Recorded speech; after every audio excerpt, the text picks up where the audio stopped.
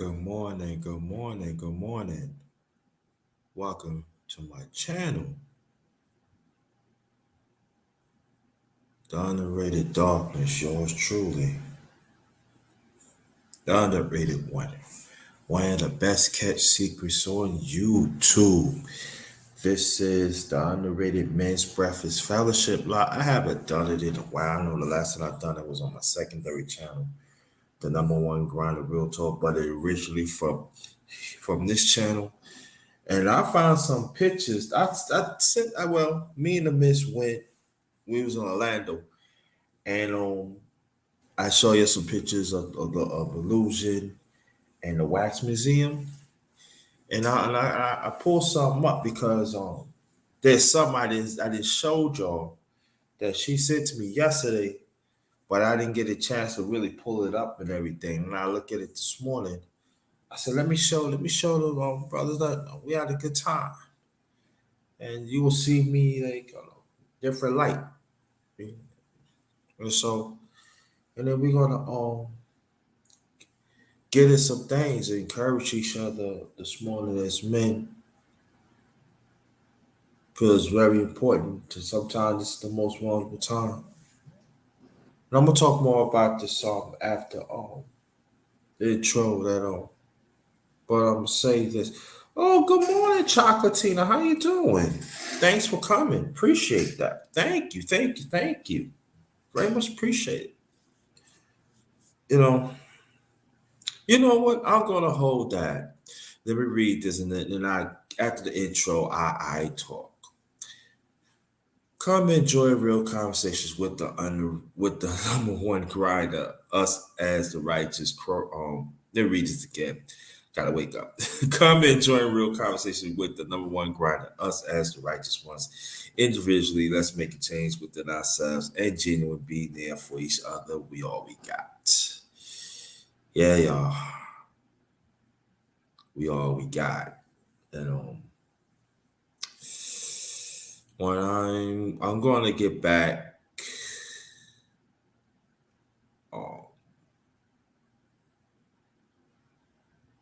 to tell you what I said something last night on my live, and but you know what, I'll wait. Y'all have to wait after this intro. But y'all thought y'all wasn't gonna see me? I'm the Osiris of this shit. Check this out.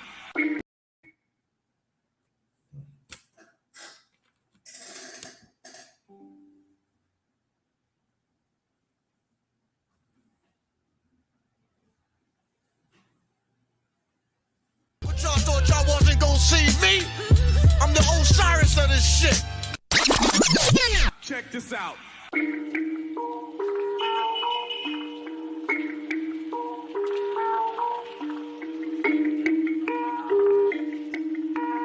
Perfect.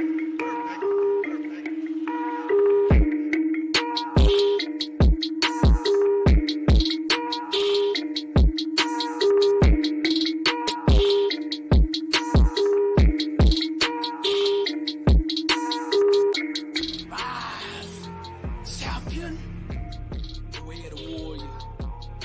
Champion eyes. Get back up.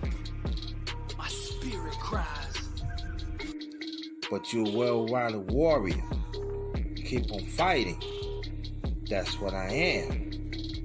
Well-rounded warrior.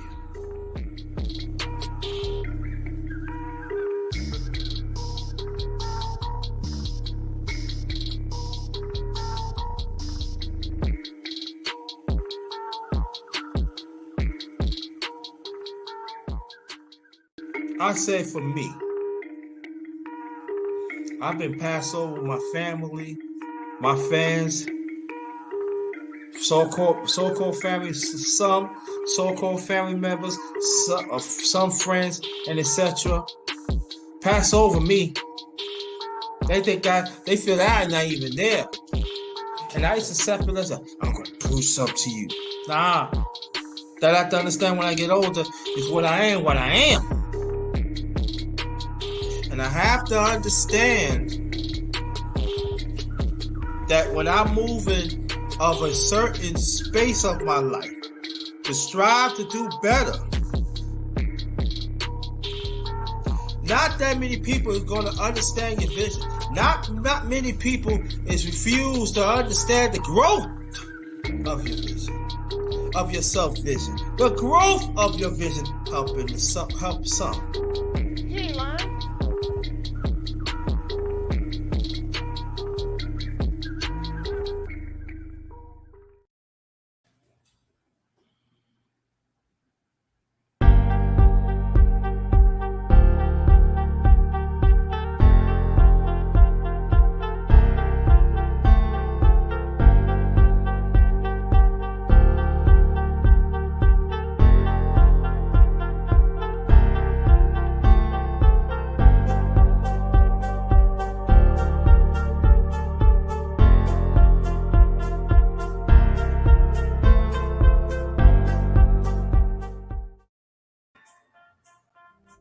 Sometimes people don't know how much hard work you put in. But when it comes time to battle, you must think about each and every day that you put that hard work in.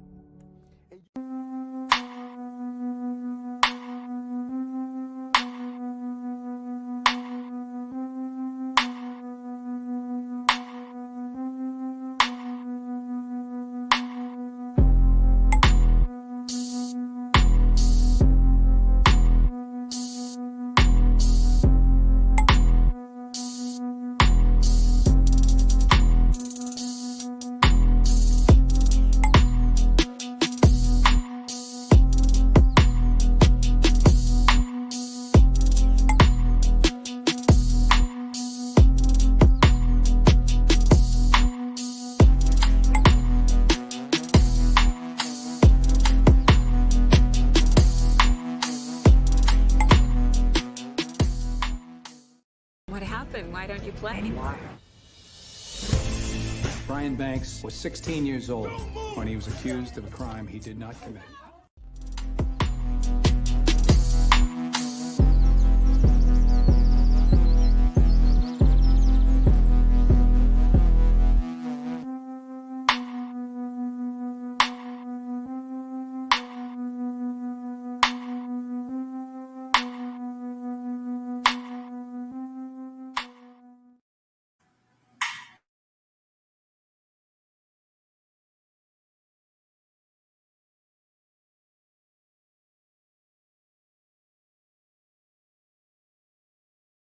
Okay, good morning, good morning. Welcome to my channel. The Underrated Doctors, yours true, the underrated one. This is another, the Underrated Men's Breakfast Fellowship Live. We got Brother She in the building.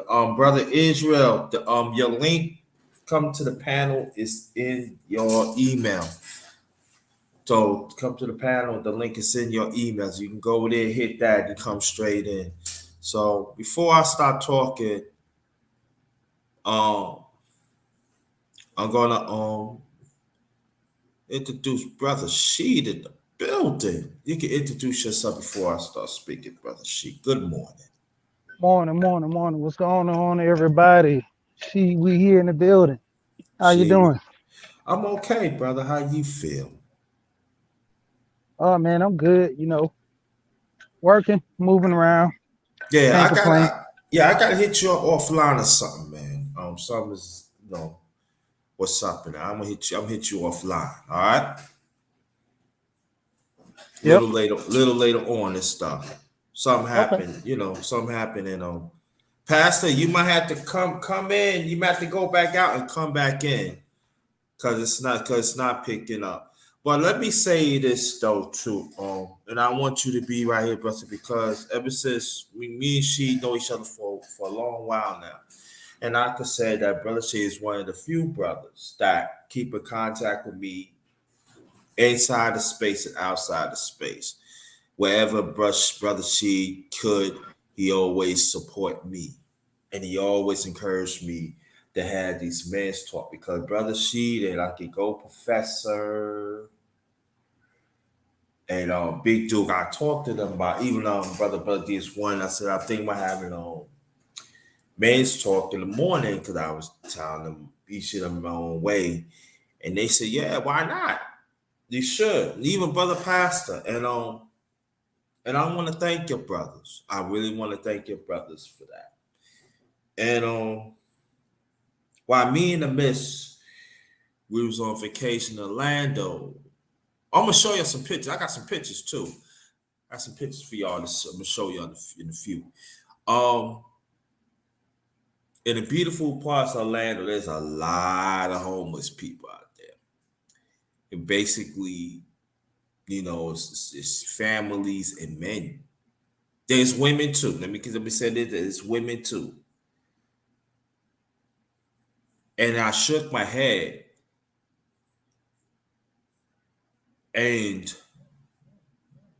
it makes me to be more aware to have these talks us as men, because in this space there are some men feels that we are complaining.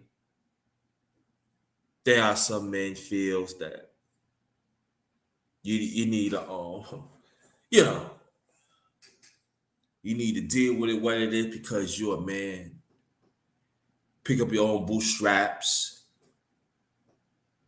And for me,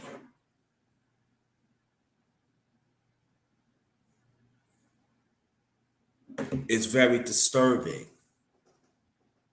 It's very disturbing that when I hear that when Brother She talking about what importance of fathers, show their sons how to build, how to save money to finance this stuff, and you telling him that it's not essential to talk about that. And also it bothers me when Brother Pastor talk about what he had to go through in his field and what he had to fight for his son. And then y'all going to say that's disturbing. And so in my mind, and what I know, what I see, you just want to destroy men that try to do that. Even Go Professor talking about a lot of things, a few things to be a man and self-discipline and stuff. And you got Big Duke talking about health and fitness and mental and stuff. But you tell these men and DS1 and Brother Ronnie Martin, you tell us as men that no you need to shut up. But y'all the same man want to hang around toxic women. Y'all the same ones that either of us that we try to do what's right, you trying to slander our name. Y'all are the same man that no matter what happens, long as you get that certain followers, that's all what happened. And I'm talking to the young and even the old in the space. Good morning, wellness. Good morning. Thanks for coming. There's no pause for you in this. There's no pause for you in here. And let me bring up Brother Shanker. Brother Shanker, peace to you and the other um, um, cool gents, 87, the other younger brothers. Y'all know who y'all are. Thanks for support. And y'all keep up the fun with it. But you tell us, brother, the one I mentioned, to shut up. You tell us, brothers, that it's where it is, where it is. You tell us, brothers, no matter we get violated or we stand against injustice of us as a men. You tell us to shut up. Now, if you want to go on with your life and thinking that you're supposed to accept everything, and then if you refuse to hold other people accountable, but you feel that whatever men do, they don't supposed to hold other people accountable. If you want to go on your life, that you want to keep on taking on, be my guest. Die a slow death. That's what's going to happen. You die a slow death. And then other than that, don't even come to us. Don't even doggone come to us. It is very essential that we got to encourage each other as men. It is very important that we got to be there for each other as men. Now, there are other men's talks out there. I understand what y'all saying. It's just God, oh, you talking about women? Yeah, that's well good, but we need to support each other because you never know what the next man is going through, especially us as black men. Honey, good morning. Nice seeing you again. And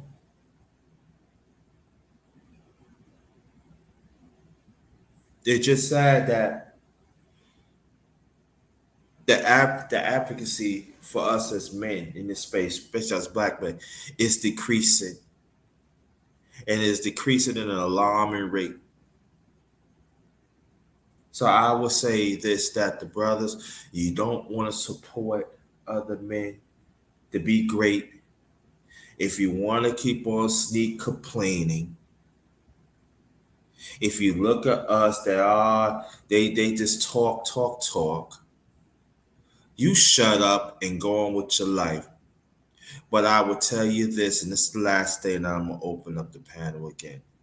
Don't come over here for your sympathy, your fake ass sympathy. Don't come over here because you're on your own. Let the system deal with you. Whatever injustices, whatever it is, you deal with it. Y'all don't even want to take up for the younger brothers. And I'm talking about brothers in my age group. Y'all don't even want to take enough for the young brothers. And even you got some young brothers feel the same way too. So what example that you are setting for youngers like y'all? So your old pickle no nonsense ones, stay away.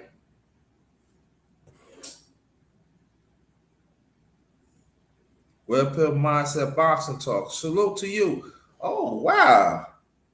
I ain't see y'all in a minute. Thanks for coming. Dan, thanks for coming. Y'all stay away. Let us do the work. Let us hurt. Let us encourage men. Let us encourage them. Whatever resources that we have, let us help them. If you don't believe in our existence, you stay away with the toxic men that want us to die. You stay with the toxic women. Cater to them. That's what you'll want to eat out that cake, right? Go stay with them and die slowly. That's it. Die slowly. Again, welcome to my channel, The Underrated Darkness. Yours truly, the underrated 1 week. This is the Underrated Men's Breakfast Fellowship Live. And we got Brother Pastor in the building and Brother C. Y'all can unmute your mic. Oh, yeah. I want you to go in the message, y'all. Any man that wants to join the panel, my email is in the chat. Let me know that you emailed me, and I will send the link. To get on the panel, but I'm letting you know right now, stick to the subject. Stick to the subject.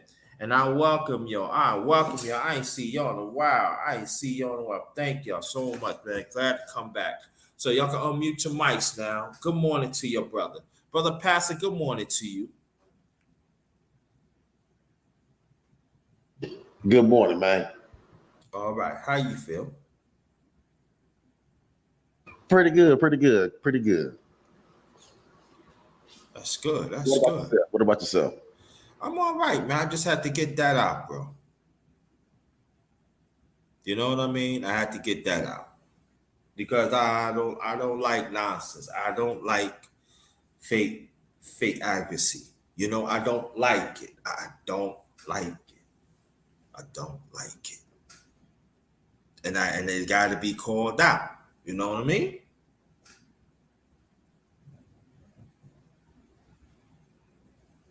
But what I'm going to do, I'm going to show y'all some slides.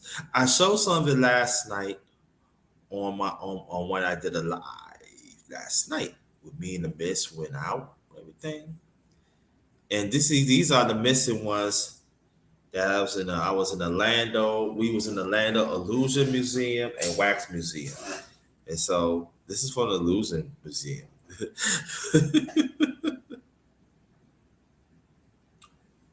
This is we was at Illusion Museum.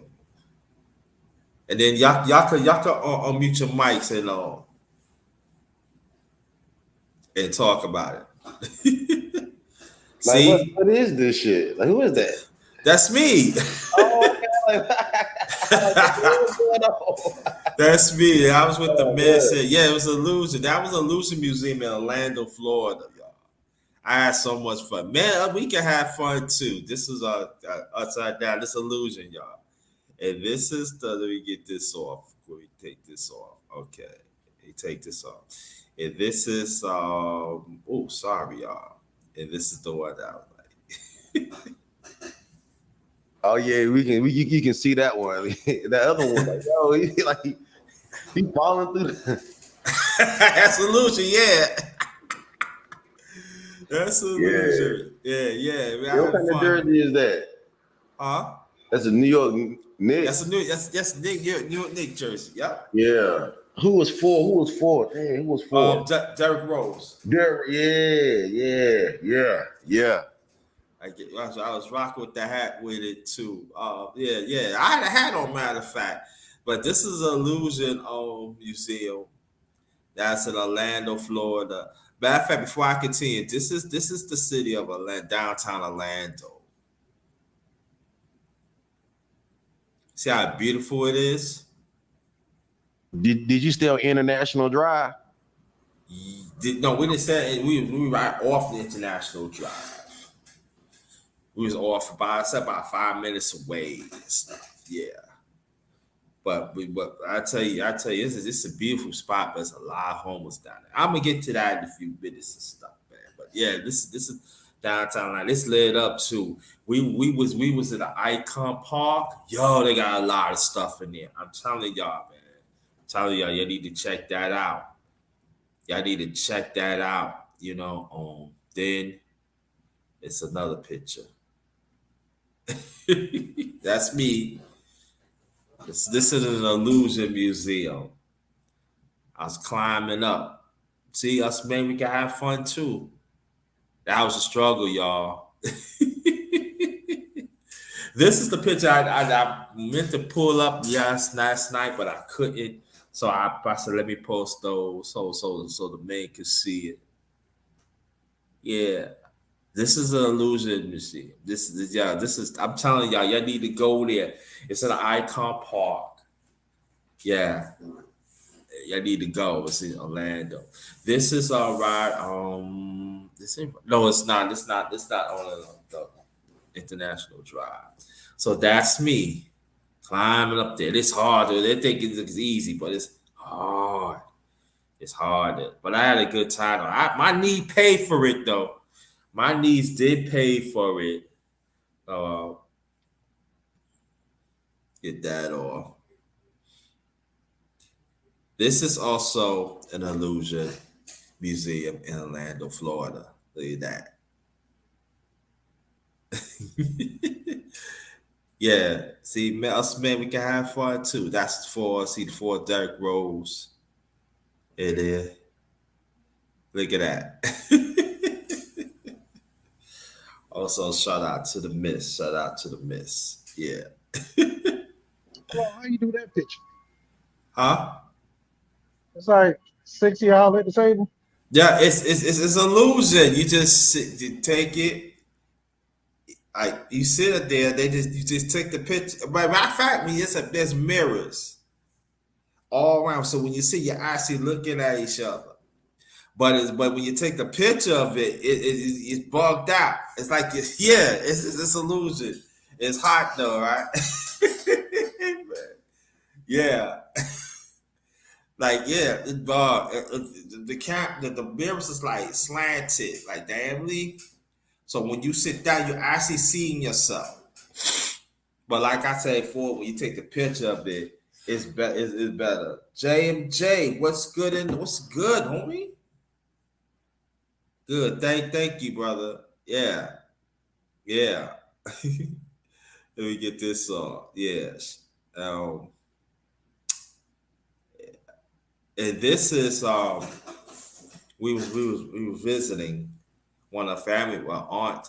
We was on our way back to Lando. You can't really see it. It was a beautiful rainbow in the sky and stuff. I was trying to catch it, but it's somewhere right on the right hand side and stuff. So that's that.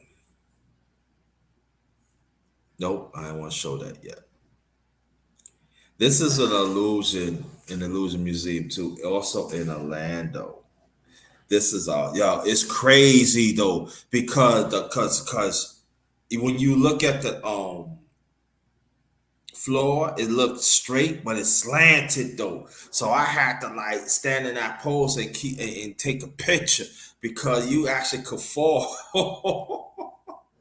It's an illusion. Yeah. I mean, you can't walk straight. Telling you, yeah, you have fun. We miss have fun. See us, man. We can have fun too. We can have fun too with women. Nothing wrong with that. There's nothing wrong with that. Look at that. I'm telling you, I barely took that picture, y'all. I barely took that picture. Yeah. And the last one,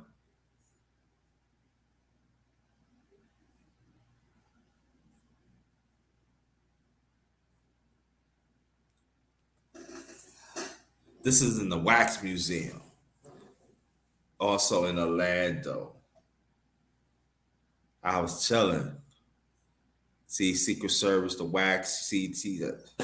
I was had my hat. See my hat on the right hand side. See my wallet. I was taking care of business. I was checking out my phone. See, yeah, what we got planned for today. What what country I need to blow up now? Let me stop. I mean, what people I need to deal with. I was chilling. Look at that. Sitting at the desk.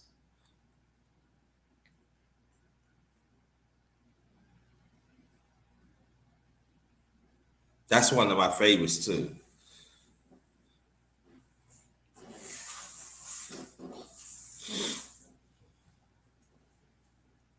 Yeah, that's one of my favorites. Yeah. I just want to show y'all some stuff to let you know that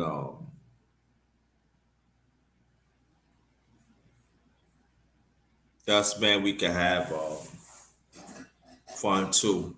Again, any man that wants to join the panel, the link is in the chat. Matter of fact, it's pinned. Let me know that you want to come on. Let me know that you send me the link to get on the panel, and it'll be greatly appreciated. I send you a link to get on the panel. But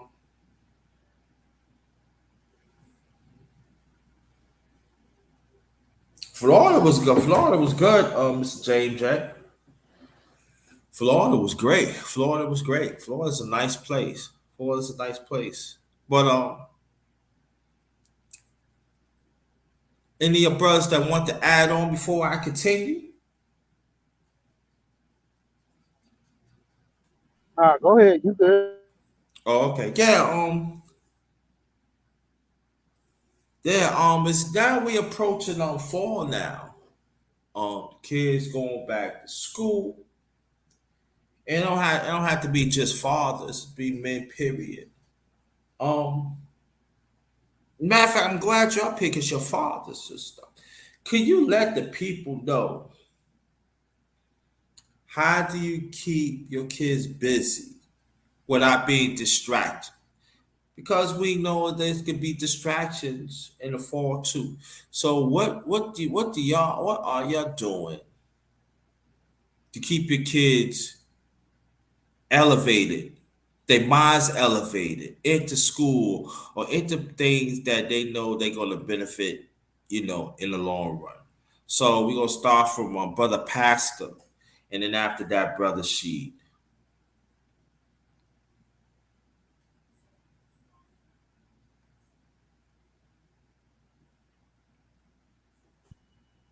I I go ahead and go. Go ahead, go ahead, go ahead. Well, the biggest thing with me with keeping my kids busy, there's a place called School Box. I normally go get books for them, Mm-hmm. try to let them do a lot of, stuff like that. Especially since my boys they've been, beginning of the school year been acting up in class. So I've Mm-hmm. been having them do a lot of extra work, no TV playing around. And I'm starting to see like the things I used to do with them when they were younger. I'm gonna have to start back implementing it because I was trying to train their minds to where they won't, be into the TV as much, or it's like a reward thing. You do good, you can watch Mm-hmm. TV during the week and stuff, but all this stuff they doing now is mainly because part of growth. You do stuff when you're young, then as you get older, you mature.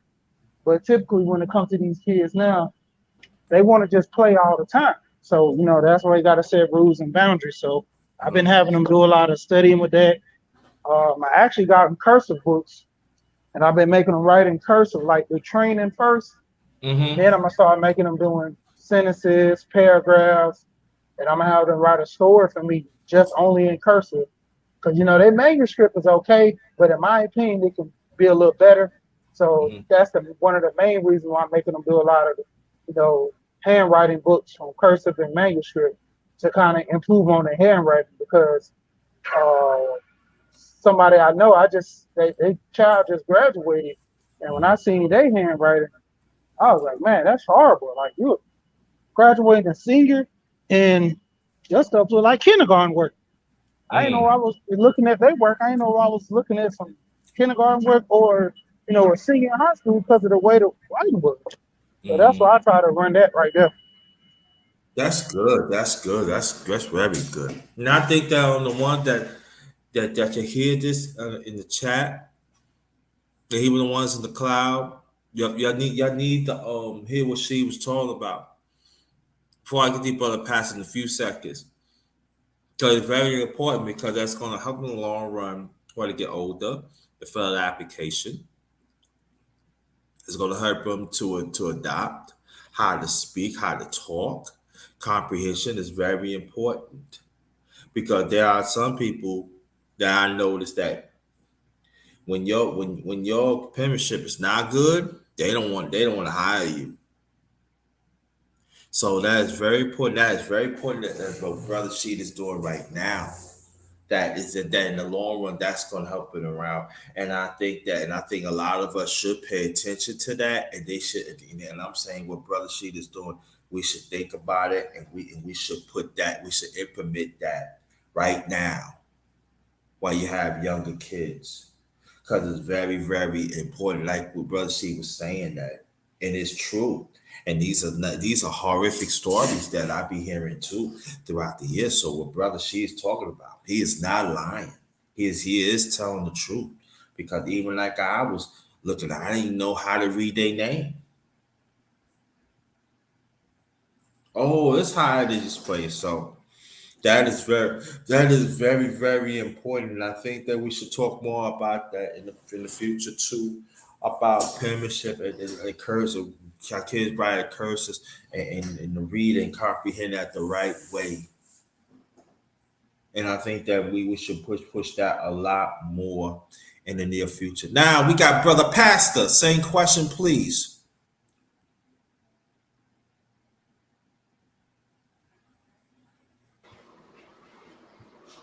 I'm back. I'm back. Hello, Oh, can you? yeah, do you Yeah, hear yeah, the yeah. question? No, I didn't hear. I heard she talking about had stepped off for a second. I know you told me you was talking to she for a second. I had to step off for a second. Okay, no problem. The question is, what are you doing for your kids in the fall? And like I said before, that do you know the fall is could be a season that could be very, very demanding. The kids going back to school, but How you keep your son occupied?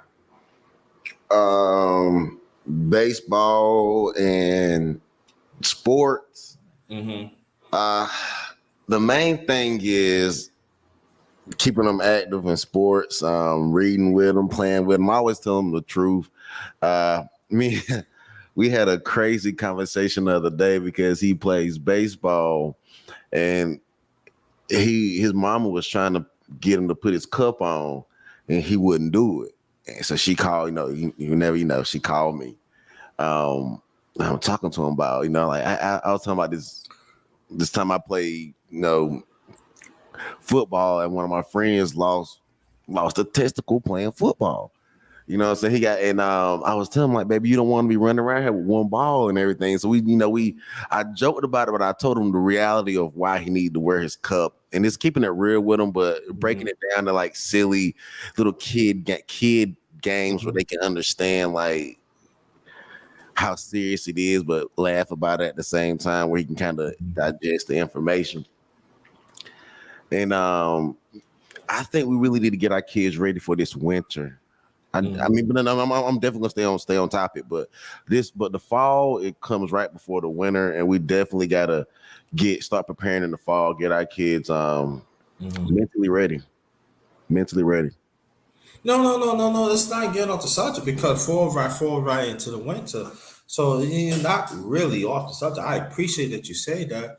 I feel that there's a essential even like if you don't have kids, you could go to community or you could do whatever you can to talk to them and get make sure to keep their mind straight, keep their mind strong because there's a lot of things ahead could they could get off track and and I think what Brother Sheed is talking about, I feel what Brother Sheed is talking about, even you was talking about, I think that is very, very important. Like I was telling Brother Sheed before you came back, Brother Pastor, that we got to have more talks of this in the near future because it's very, very important that, I know people like, oh, they play sports. No place we can learn from sports. You can learn them about how, they could be more confident within themselves.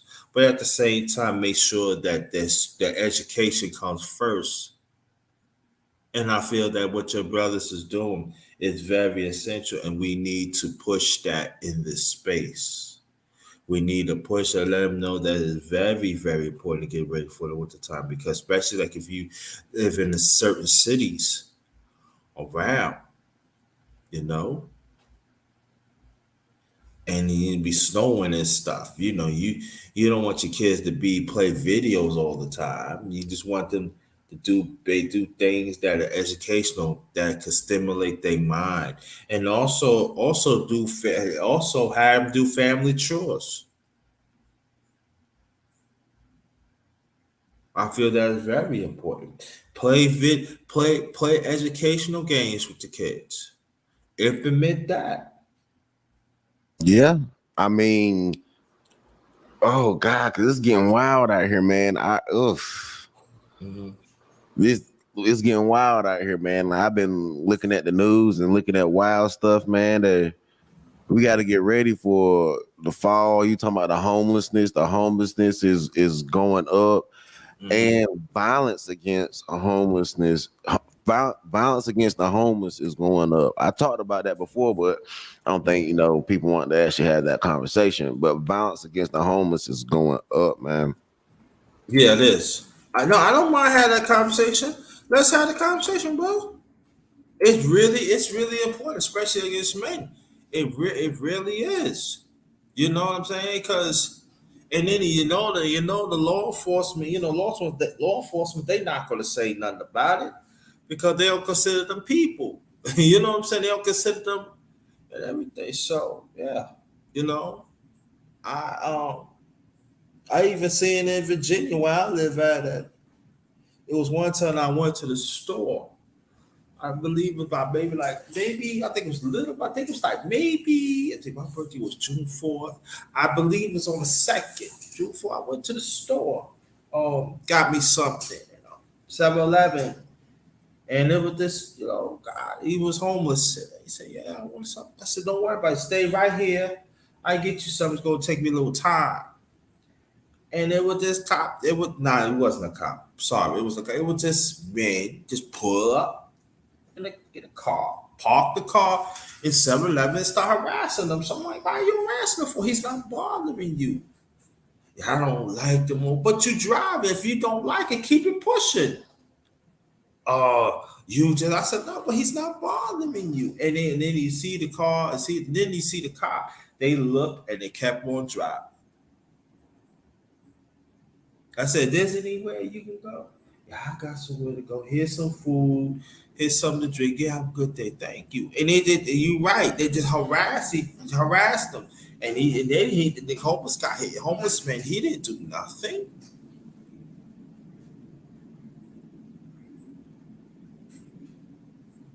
You know, he didn't do nothing. So it is. We need to talk. But we need to talk more about that in the space. And I'm willing to have those conversations because I see it a lot. And then you're right, it had went up throughout the years.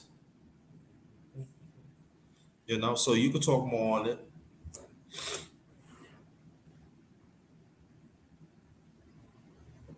And also they be harassing women and children too. They put that out there. They do.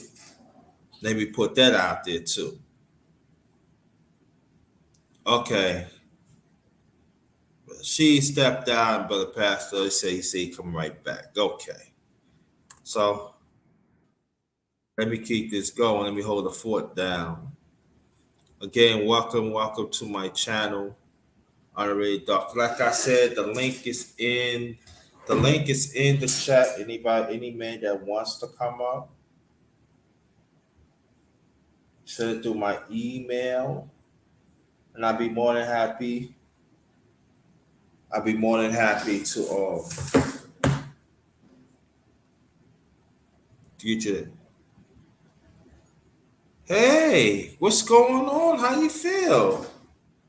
Haven't seen you in a while. Thanks for coming. Thanks for coming. So let me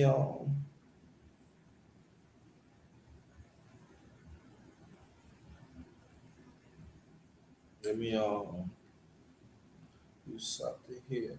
This is the Underrated Breakfast Fellowship Live. For men. And also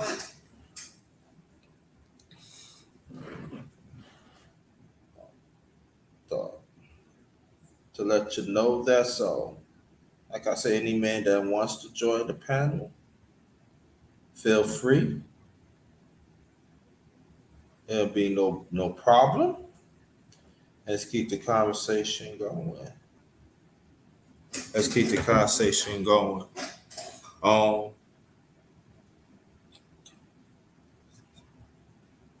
Yeah. So,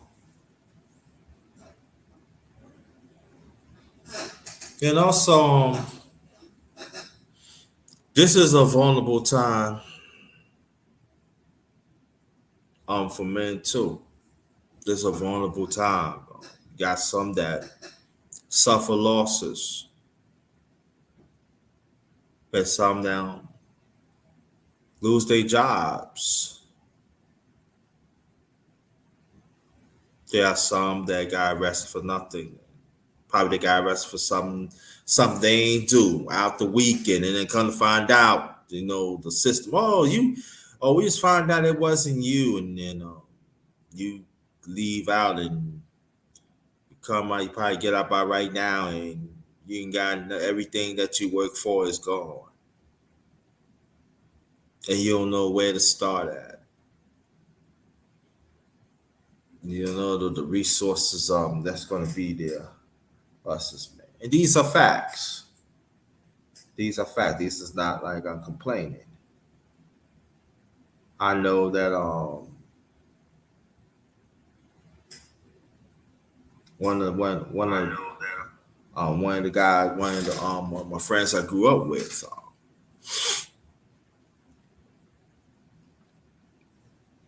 he went up pick up his son, and he's on his way home You got arrested for nothing, stay for the weekend. Now, after he came out, ain't nothing happened. Nothing happened to him, you know. He had his own business already, so it wasn't no problem. But, you know, this still bothered him to this day.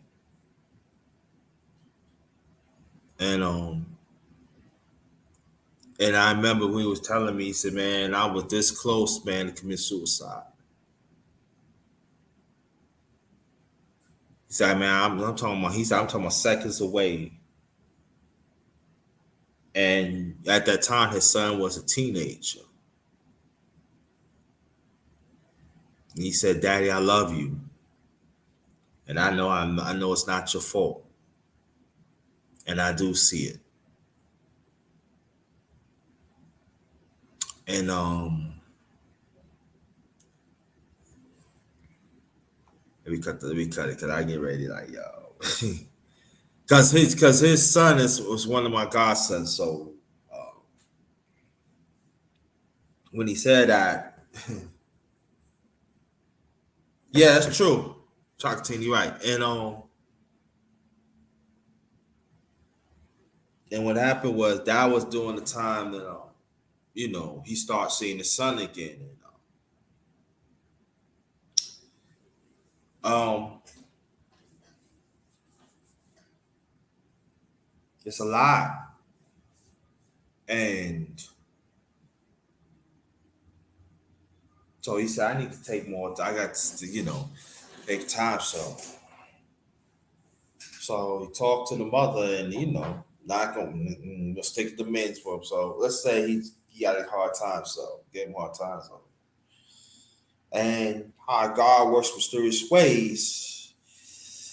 You know, the few weeks after that, he got his son. The Navy relationship got stronger and stronger and stronger. And then he went to college, you know. But he always said that break, like Sister Tina saying, it's a breaking point.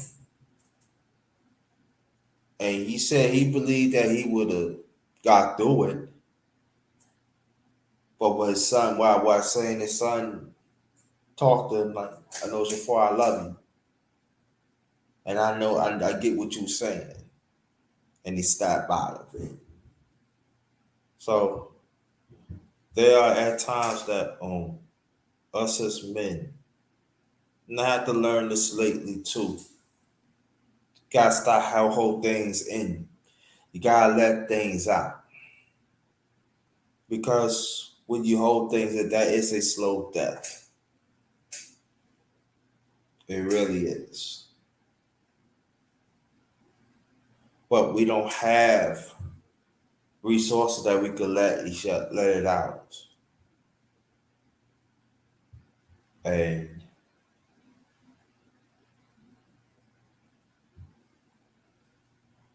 we just keep on. So any man that is listening to my voice right now, you do count. Go somewhere and let it out.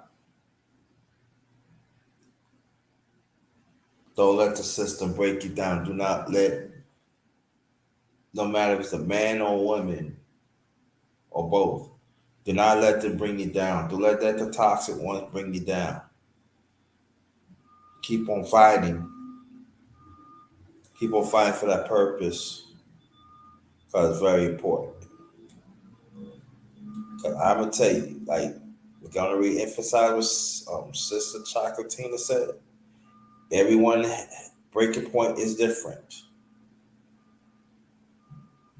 Sometimes there's a breaking point when let me tell you, sometimes there's a breaking point when it's silent.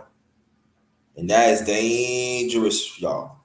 That is so dangerous for us as men.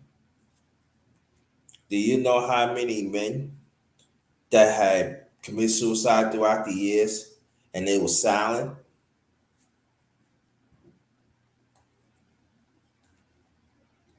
Because nobody was not hearing what he was saying. The resources that he's seeking out that he couldn't get. The family members has turned away from him. The friends had turned away from him. And sometimes you be in the room, there's nothing coming in, but you ask the person, oh, you need to pray on it.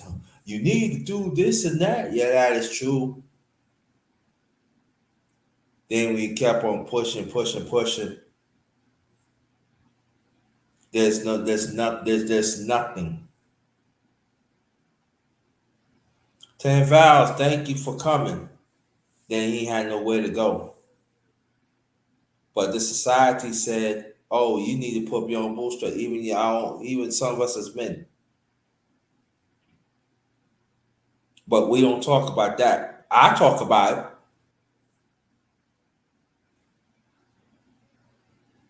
Because you know why? Because throughout the years, I deal with that's a great.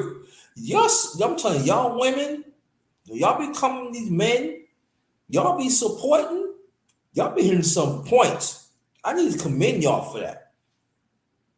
Chakatina, everyone breaking point is different. 12 vows, she said, for men dealing with pain in silence. And those are ones that I want to reach out to let them know that I love you. But also they need resources too.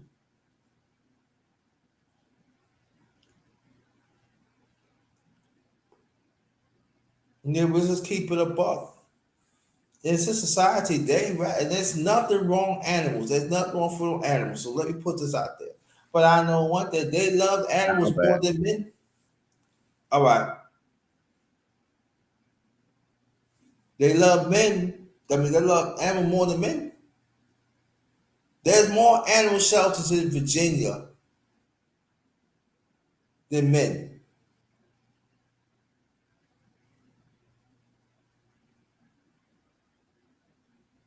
I think men are always be seen as animals always be seen as helpless, and society looks at men as the help almost, because like if society, I think they look at men as if we start helping men, then men will start relying on that help. Then how much will men help? So, I don't know. It's like they scared to help men because they scared to help men.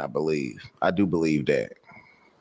You know, I would say that. I said like this: they don't want to help them because I think differently. I believe if they help men and men get their stuff together and they know their purpose, they're gonna go against this evil system and they try to dismantle what it is, and they don't want that to happen. That's what I see.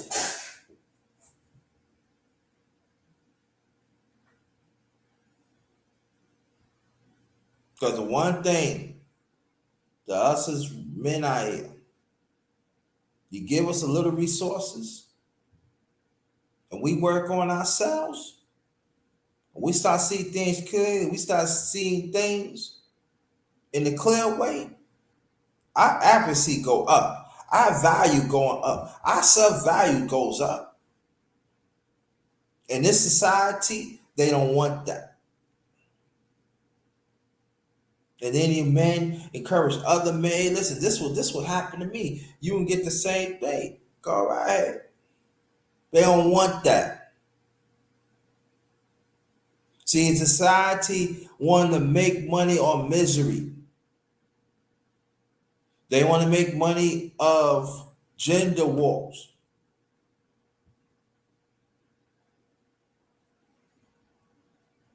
That's why the system want to emasculate men.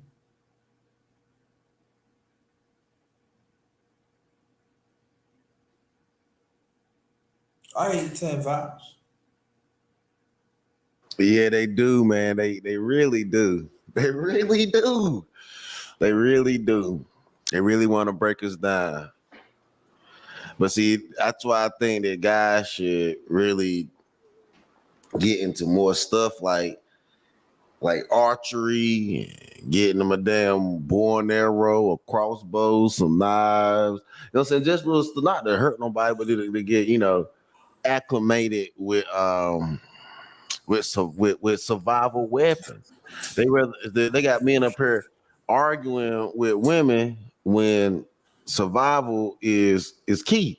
So that's why lately I really don't. I have discussions with women now. I don't even really have to argue and fight with them anymore because survival is key. So when all these gender war is just it's a lack of survival. Mm-hmm. It's a lack to me. It's a lack of survival because with the things that is going on in the government, I don't know if a gender war it it makes survival kind of low if you look at a gender war, considering what the government's doing. Mm-hmm. Yeah. You 10 got more. files. Yeah, go ahead, go ahead. Because you got homeless men, homeless elderly men, homeless children, and once you bring violence to the man, like once this violence break loose, like it has, this has been a very violent summer. And my thing is, I don't see the winter. I don't know if it's going to slow up this winter. Wow. Nothing yet on 12 hours. I need to fix me something while we nothing yet. Nothing yet. That's a good question. I had nothing yet. But I need to get some while we on here. I'm trying to wait for some men to come in so we can have a broader conversation. But we're going to keep this going. Again, this is the underrated. My channel is Underrated Darkness. This is your true the underrated dark. The underrated one. This is another the underrated breakfast fellowship live. We have Brother She said he'll be right back. We got the one on the Brother Pastor $40 up in here, and we haven't made conversations. We haven't done this. Let me read Let me read the conversations. Before we continue. Oh, there you go. Brother Nehemiah, right on time. Big bro, right on time. There you go. I'm telling you, he on time, on time. Val said unemployment men are intimidated by world class men. Yeah, yeah, I agree with that. Also says suckers don't want the fire direction from responsible brothers. And also let me add this 12 as to you. The brother that is on disability, they do have value too. Okay, no problem. No problem, brother C. We still here. So we gotta put that out there. There are brothers that are on disability. They do have value, and we gotta talk about it. I know we talk about it on here on this channel, but it's gotta be talked. It's gotta be mentioned. We gotta be so if I'm like I said, I'm the only one, but if I'm one of the few that spit up this conversation, we gotta talk about them. We gotta talk about it. We gotta talk about them because it's very, very, very important. And I've been talking about this for a very long time. So before we continue, we got Brother Nehemiah Israel. That's my day one right there. Good morning to you. Welcome to Underrated Men's Breakfast Fellowship Live, Brother Nehemiah. Good morning, gentlemen. How's everybody today? Everybody's doing fine. Everybody's doing fine. Welcome, welcome, welcome. Always a pleasure to have you here. And so I know you just came here. I know you just got here, but we was talking about matter of fact, let me ask you this question before we continue. What do you think that we should do in the fall to encourage our kids to have more to do? Yeah, that's a treatment for me, man. That all my children are grown. Right. Got grandchildren and got Mm-hmm. a grandchild on the way.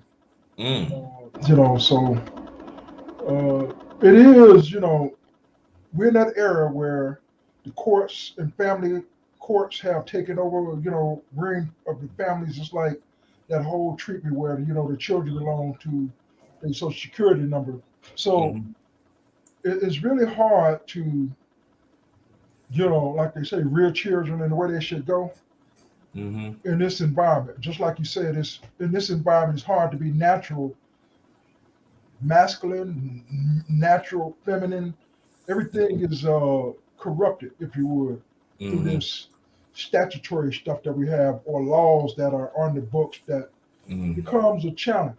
Trying to because I heard parts of what she was talking about and parts of what Brother Pastor was talking about Mm-hmm. in terms of rearing other children. Again, since I don't have any current, treatments in it, I remember when I did have young children in the house, I Mm-hmm. almost employed almost all of the strategies that they spoke about, TV time, encouragement, rewards, etc.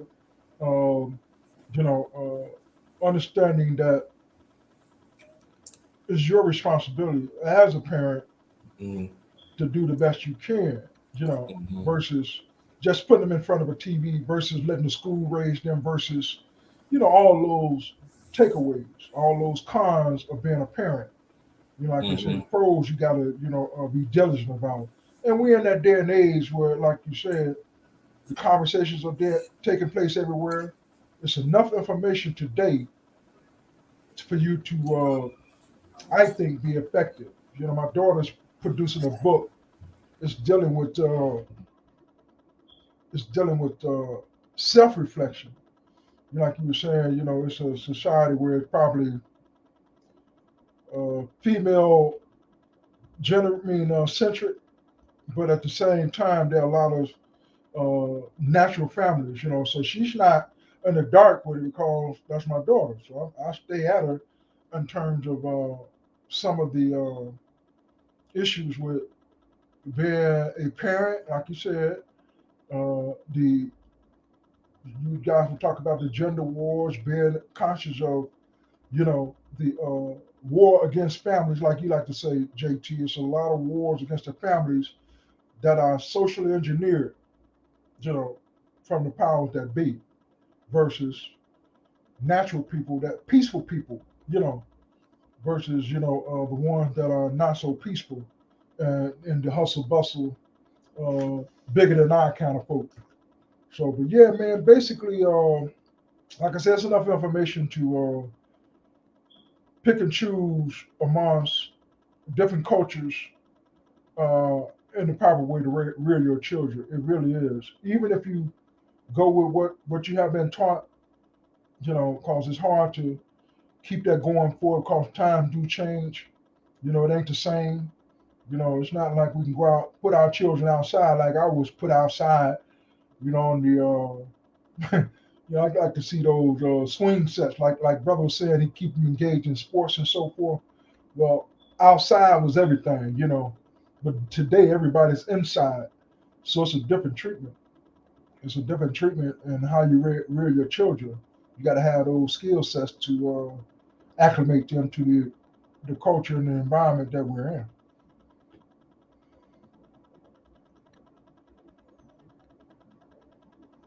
You follow? I want to keep it right there with you, Brother Nehemiah, because I want you to be part of this conversation. We're going to keep it going too. We're going to build off this.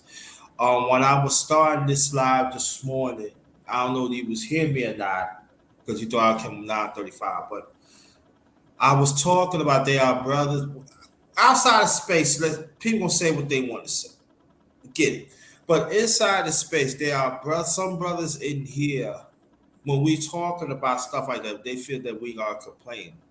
There are some brothers actually saying that when we talk about injustice or when we talk about the building or we talk about improving ourselves, no matter what happened, we need to pull up our own bootstraps. But I would say that there are some men do not have a luxury to do that. There are some men need help. They need assistance. And so when these men ask for assistance, it doesn't make them less than a person. So I can say I made up my mind because me and brother Nehemiah, we just had these talks throughout the years. So I seen for a long time the evenings that these are the men that we need to stay away. These are the men that they don't want the betterment of you. Because these are the ones that want you to fail. They don't care how you feel. They do not care because they want to be around some toxic men that they're going to hurt men, and they are some that want to be around toxic women. And I am very, very clear of that. And all I'm saying is this: if you don't want to have these men's talks, well, me, brother Nehemiah, brother Pastor, and even in the past, Underrated Breakfast Fellowship Live, don't come here. Don't come here. If you're not willing to fight, if you feel that, oh, everything I'm doing is okay, and then all of a sudden you got the nerve to talking about they are men complain too much, or you sometimes you need to take a good look in the mirror. It's not like that all the time.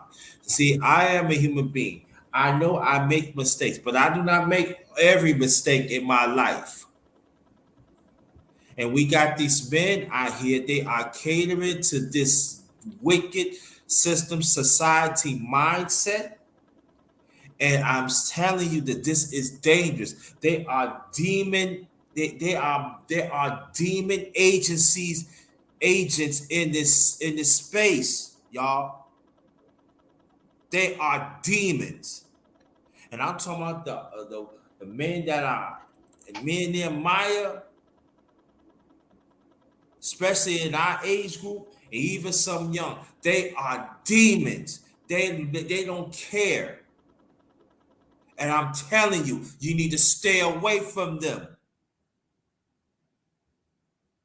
Now I understand there are some that take the sides take the side about, oh, they talk about women, they talk about, okay, but there are a lot of information. There's quite that brother Nehemiah and brother Pastor and even brother Shiaki. There are information out there that can help us, but we still got ways to go. Don't listen to these men. They are dangerous. If they are all about a live another man and everything that comes out their mouth is all about negativity, stay away from them. Because my late father have a saying, my late father had a certain saying. He said, let me explain something to you, son. In the engine, I gotta clean out that oil. If it's bad oil, it's bad oil. These people are wicked. We got quite a few bad oil men in this space. They bad. But also they are so cunning, they are so convincing. You gotta listen to them. If they not all about the next man to improve, if they fail to understand every man's situation is different, they are dangerous. They are demon agents. You gotta stay away from them, y'all. And y'all can go bill on that while I'm making me something. I'll be back. Yeah, I don't think there's a such thing, unless Pastor want to jump in, by all means, Pastor. But I don't think there are no such thing as wicked men or evil people. I do believe, like I say, tradition, it tells me that evil exists in high places. There is no, I mean, we know that ain't nothing good in the flesh, but it's not a flesh and blood war. A brother is born for adversity. It's like, how do you reconcile, like you said, brothers having conversation and that adversity that jumps up. But it also goes on to say that a friend love it at all times. Because as I was saying, that peaceful people or natural people versus these disruptive people that you'll find, in you'll find that in, you know, spaces like you said that are having conversations, accountable conversation, meaning they bring in along documentations, references, etc., and people are able to, you know, address any anything that you bring forward, anything that you bring forward. Like you said, you pose a question to say, what's a proper way to rear a child, or what have been your experiences rearing a child, and you leave perhaps with uh, a finding or something that's just on your heart, where you tend to go. You tend to stay, in a heart centric way. You discuss things off your heart. Like I said, I'm more of that accountable kind of guy. Uh, saying, okay, well, I don't think it's a such thing as a wicked person. I just think they can say they suffer from lack of knowledge. So, like you said, it's important to listen to them. Once you listen to them, if you're doing the right listening, like you said, listening, a heart reaches a heart. So, if I'm listening to this brother heart, and a lot of people have a hard problem with that, no homo, you understand? It's like, what is that to listen to a person's heart? Again, it's one of those situations where we get here, we listen to one another, and we build these relationships as friends. Like I said, a friend love it at all times. It's like, what do you mean by love it? Well, you got to go there, man. Love is keeping the commandments in my tradition, or love is the spiritual aspect of it. Natural, as I like to use. I like to use the natural. I like to use the inspiration that attributes to friends and nature, natural people, versus like I was saying, social engineered, where the courts come in and they create these systems to pit the woman against the man, and the man against the woman, and the children against their parents, and all those different treatments whereby how families are formed, or communities and neighborhoods and even nations. So it's out there, man. I mean, the information is there. Like I said, we're in the information age, and like you know, the brother JT spends a lot of good time, having conversations that are important. Like you said, it seems like nobody. It should be, if he's gonna be the number one grinder, it definitely should be a reward in the atmosphere for that work, for those conversations, for those archives. We know he's just getting his channel back, and we know the brother gonna blow up very shortly, simply by insisting that his hashtag that goes on to say we are human. Let's get a win, another win, simply by linking arms and having conversations, sitting around the table, discussing it as families, discussing it as men, discussing it as communities, because you do break it down like that, saying, okay, well, this is an open panel for anyone. This is a panel for men. This is a panel for family nights. That kind of address, that's a accountable treatment. But then, you could easily open them up by saying, let's just talk. Basically we right here, because I know my brother just got off a little road trip there with his the missus, and I kind of seen out of peripherals, him, trying to stay natural there, trying to enjoy some of the regular things in life versus just hard work he putting in, trying to, you know, address some of these topics and creating content around those topics. So yeah, man, good treatment there, brother Pastor. You got anything for us?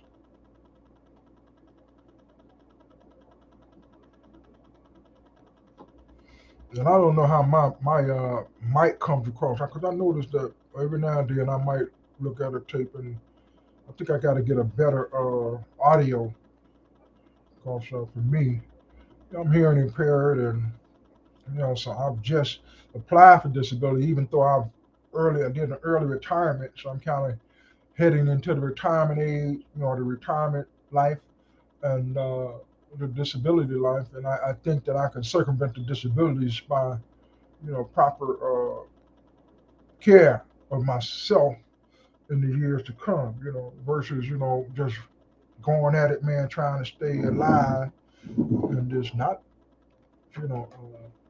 wicked world, but certainly, like I said, the principles and principalities are very corrupted in a lot of senses. But as people, what we're trying to establish, natural relationships, through this venture, this platform, and social media itself, it's challenging, very challenging.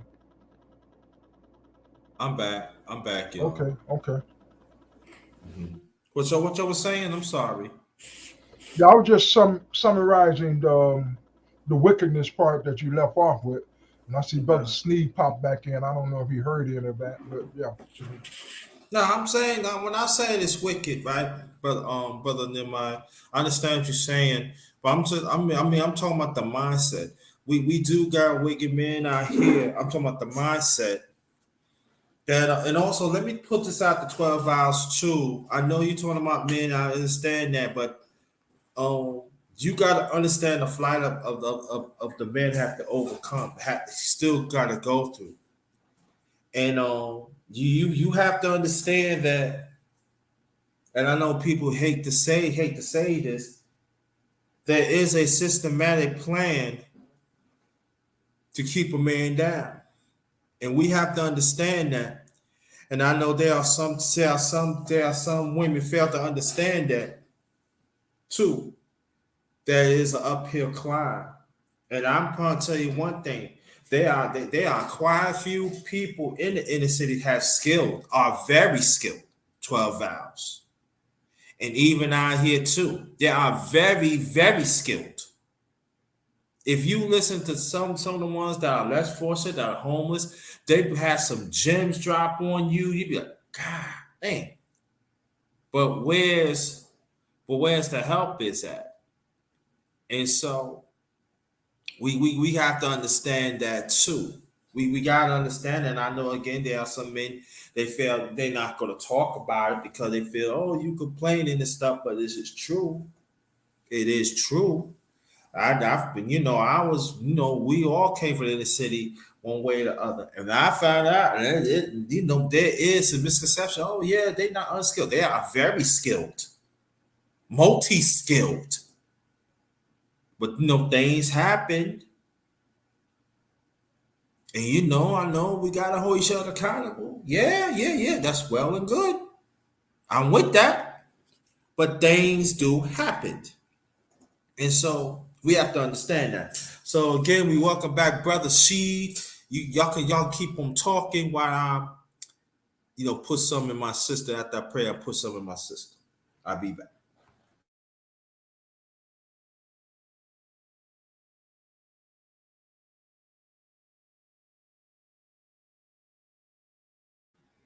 Y'all can go ahead. I got a little noise in my background. About to be out of here in a minute, but when it come down to it, man, I always look at it like the used car salesman. You know, he can sell you stuff off of pretty much you. So a lot of men kind of work off the other men. If you got something bad going on, he can take advantage of it. That's his thing. If he see you move in a certain way that kind of ill, he can use that and take advantage of it.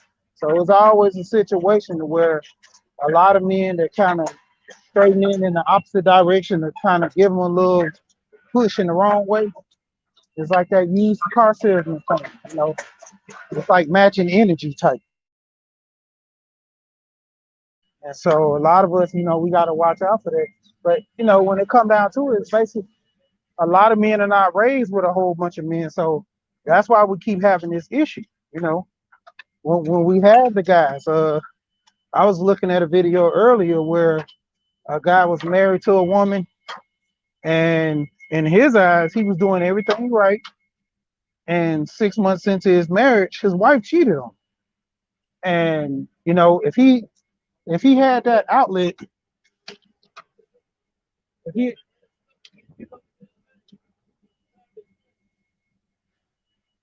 if he had that outlet, he would be good, and he would have had those people that work with him.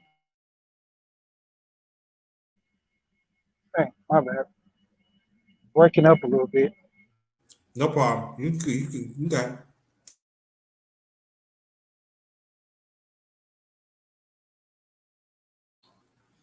Oh, why he coming back? Oh, go ahead, brother. See. Go ahead. I'm gonna come right back in a minute.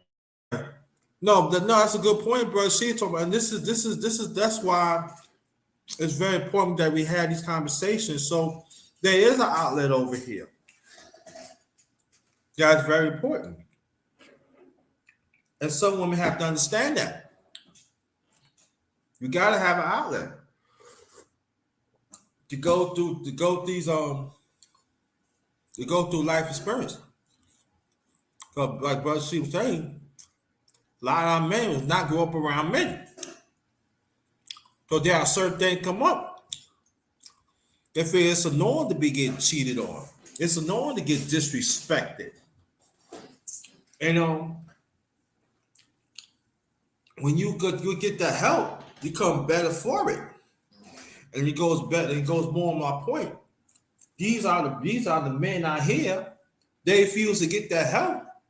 So when a man stand up for himself, when he improve his value, the man that got this mindset when I was talking about, they feel like, oh, you were supposed to react this way. You supposed to be this way. No. If you choose be a hermit, if you choose that you're supposed to set things what it is, if you feel that you could pull your own bootstraps every time in life, you be my guest. Because as a human being, and it goes from man and woman, one way or the other, you're gonna need help. You're gonna need help. You can't do everything by yourself.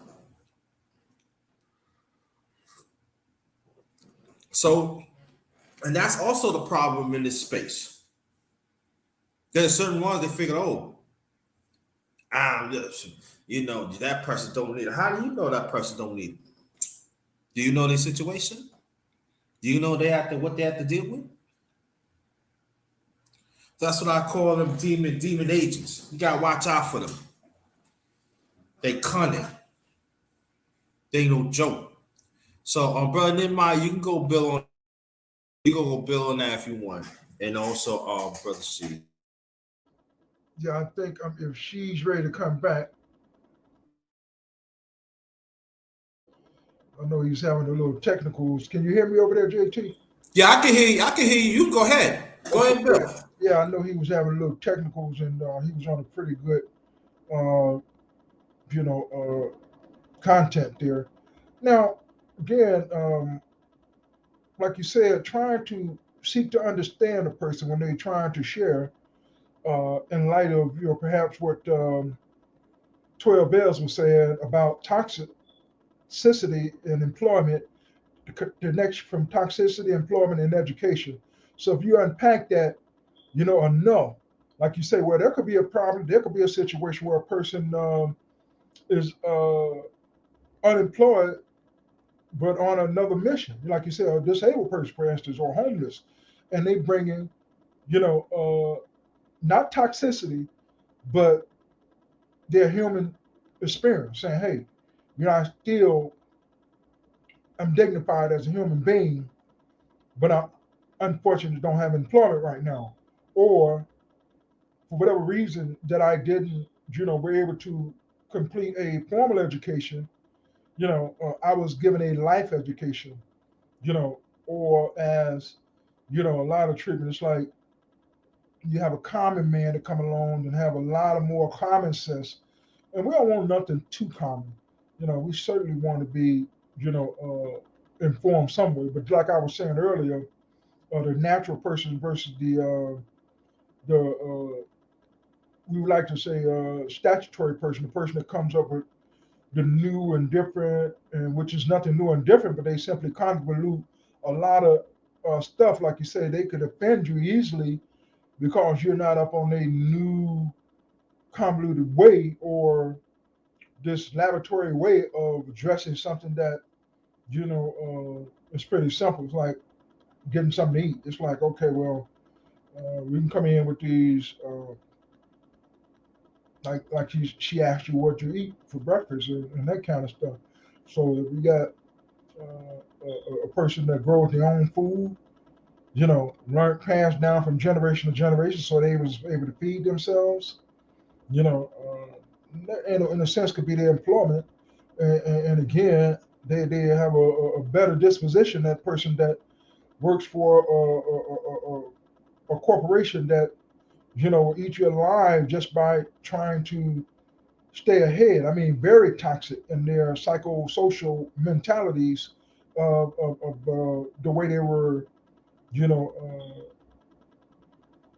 the way they fate put them in that particular position. Like I said, it's in high places that we find the wickedness, but it's not that person as much as it's that entity, the government, CEO positions, on and on and on. It can get there easily to understand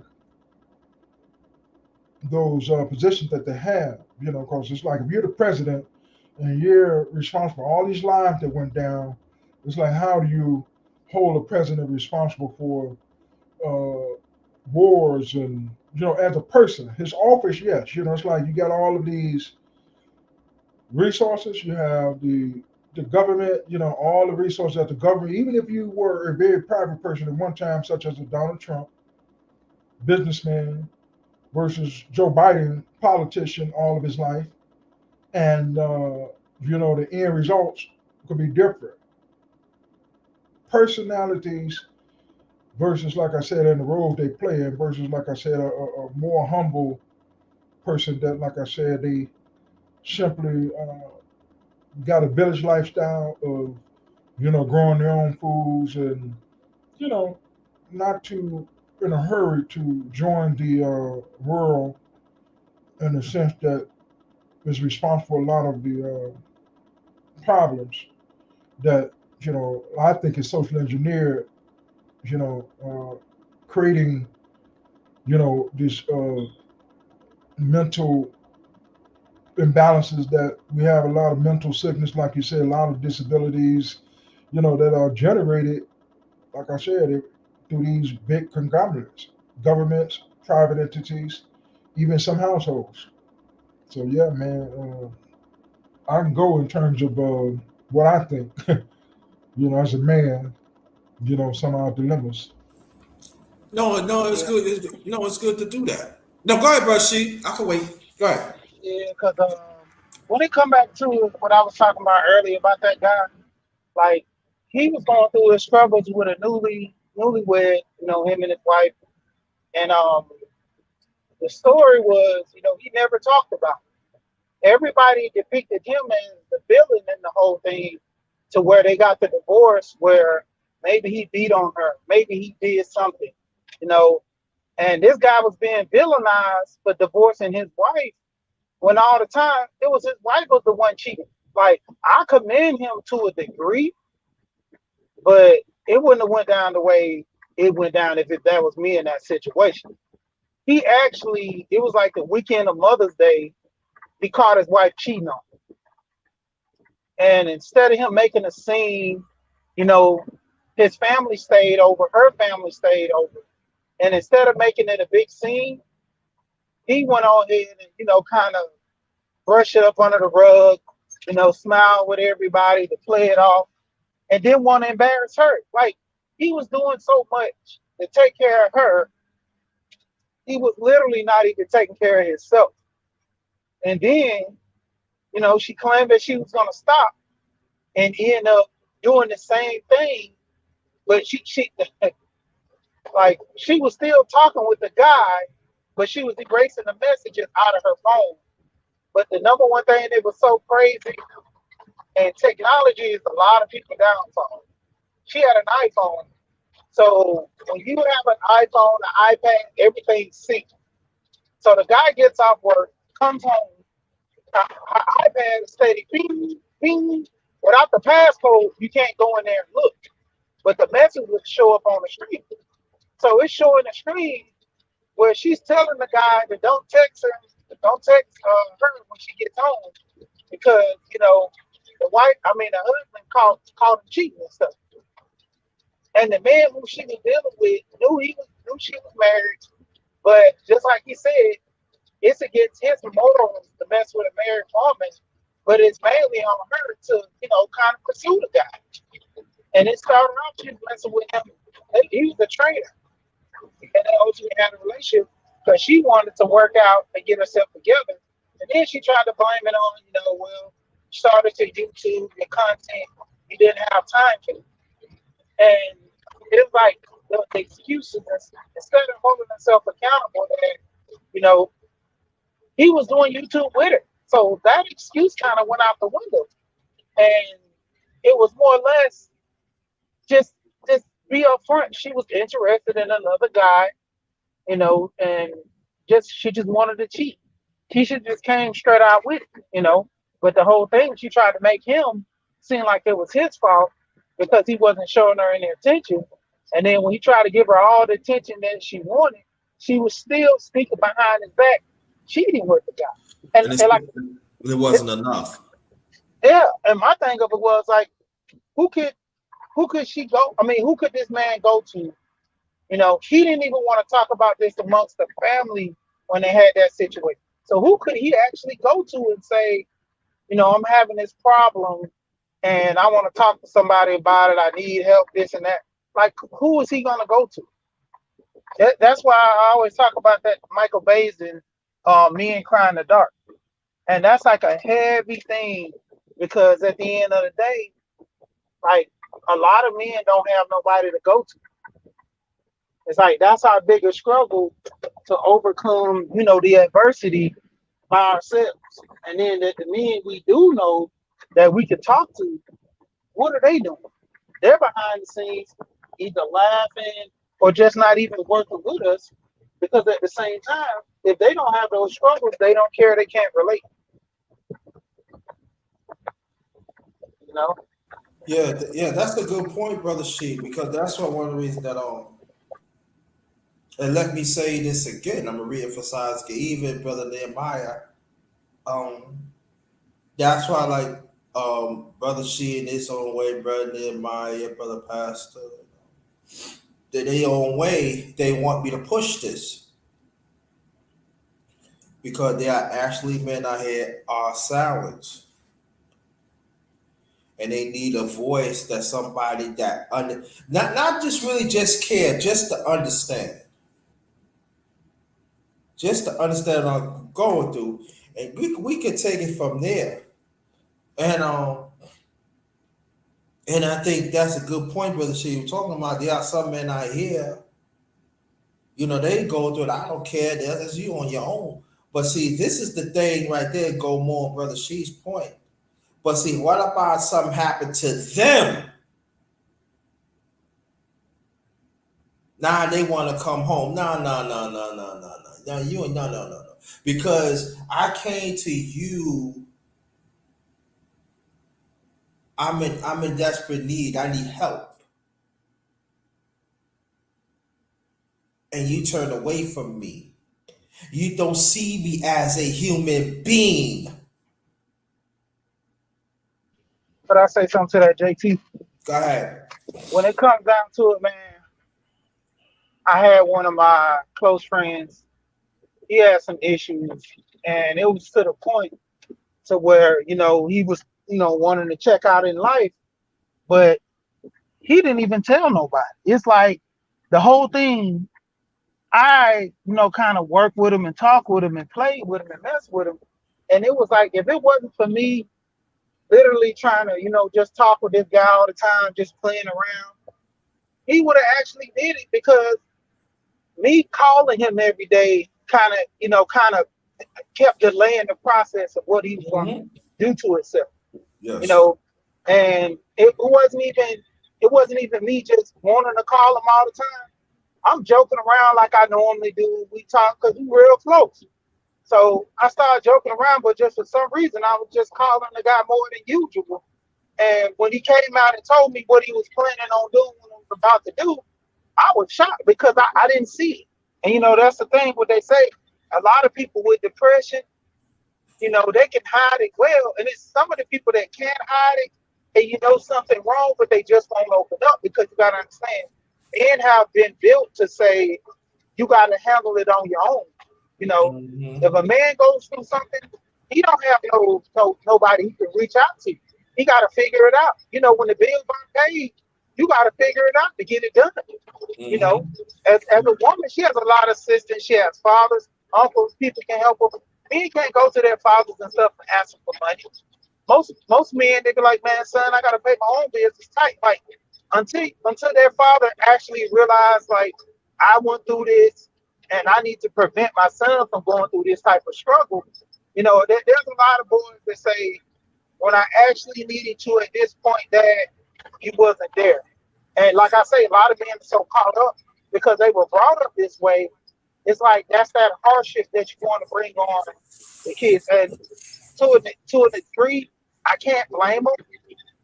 But it's like a time that we got to change this in our society because we keep having this reset in every generation to where eventually, like, when are we gonna fix the problem if we keep going through this whole crisis with guys not getting help and guys not working with each other? We're gonna keep going through the same crisis, same issues, same problems, keep having the same outcome because in the end, nobody's really helping each other. It's like the whole thing about they say about the Band-Aid theory. Just putting a Band-Aid on the wound, that's all you're doing with it.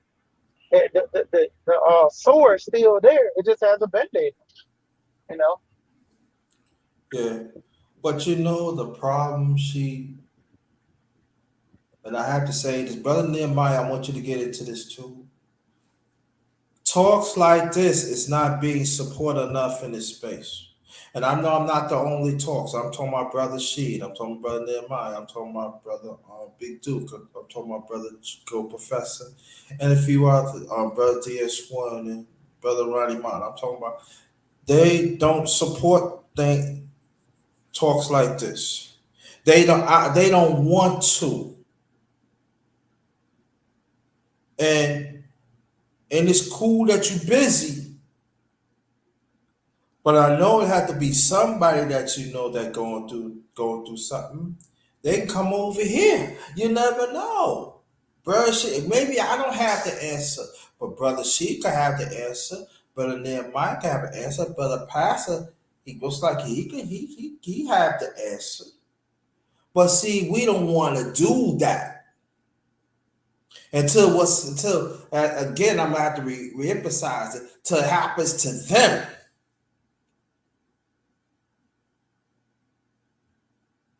And it's sad, like you said, we gotta break through that. Like, hey, look, so, oh yeah, but I got, yeah, you got what you got. I understand that you got that experience. Yeah, you got the opportunity. It doesn't mean the next person have it. It doesn't mean a person striving want to get the opportunity they can never get. It doesn't make them lazy. Every man's situation is different, but it doesn't mean that they're lazy.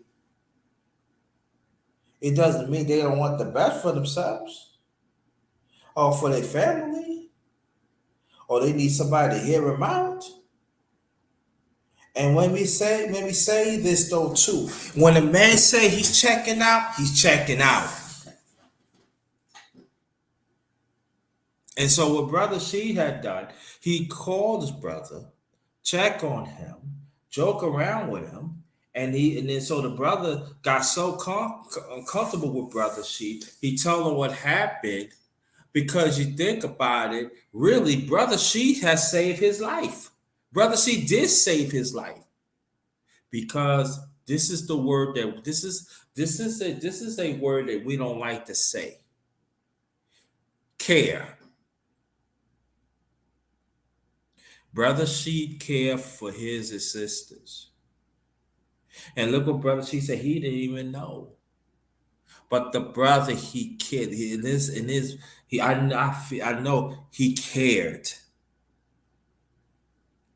Because Brother She took out the time and listened to him. And Brother She got a lot on his plate.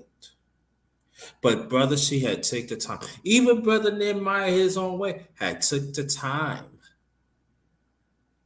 And that's why that they are well respected. Because at the end of the day, yeah, you could respect the person, but you gotta care. Gotta care. And you have to understand not everybody is going to be the same. And even you probably have some men that I cry, you know. Sometimes you can't pay attention to that. There are sometimes men, the same ones, can be very silent, going through depression. And sometimes that, you know, like for me, I live alone. So I want to talk about the men right now that live alone. It's easy to say keep yourself busy, but if you know somebody that you're comfortable with, you give them a call and you talk to them. Let them know they all right. Let them know that you care. Let them know that they value do count. Even despite how society feel about men. You got to do that. We got to stop saying that we busy. Because what Brother She did is commendable. He saved a man. He saved another man's life. But we don't want to talk about that. We don't want to talk about that. And Brother She should be commended for that. Brother Nehemiah is older than me, needs to be commended of the work that what he trying to do, what he doing for his family. But the sad thing about it, in this space, it's nothing but drama. And I'm talking about the men.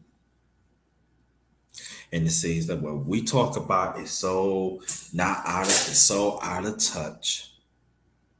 But we are talking about human beings saving lives. We talk about human beings that have certain resources to enhance their life longer. But let me put a title up there. Oh yeah, F brother Nehemiah, F brother She, F brother Pastor, F brothers Four Quarter Talk, F brother GP.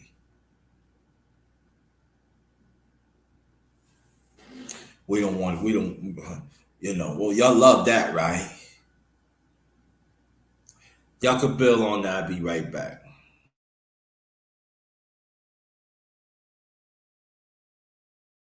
Yeah, I heard Brother She, like I said, he always doing that heart reaches the heart treatment.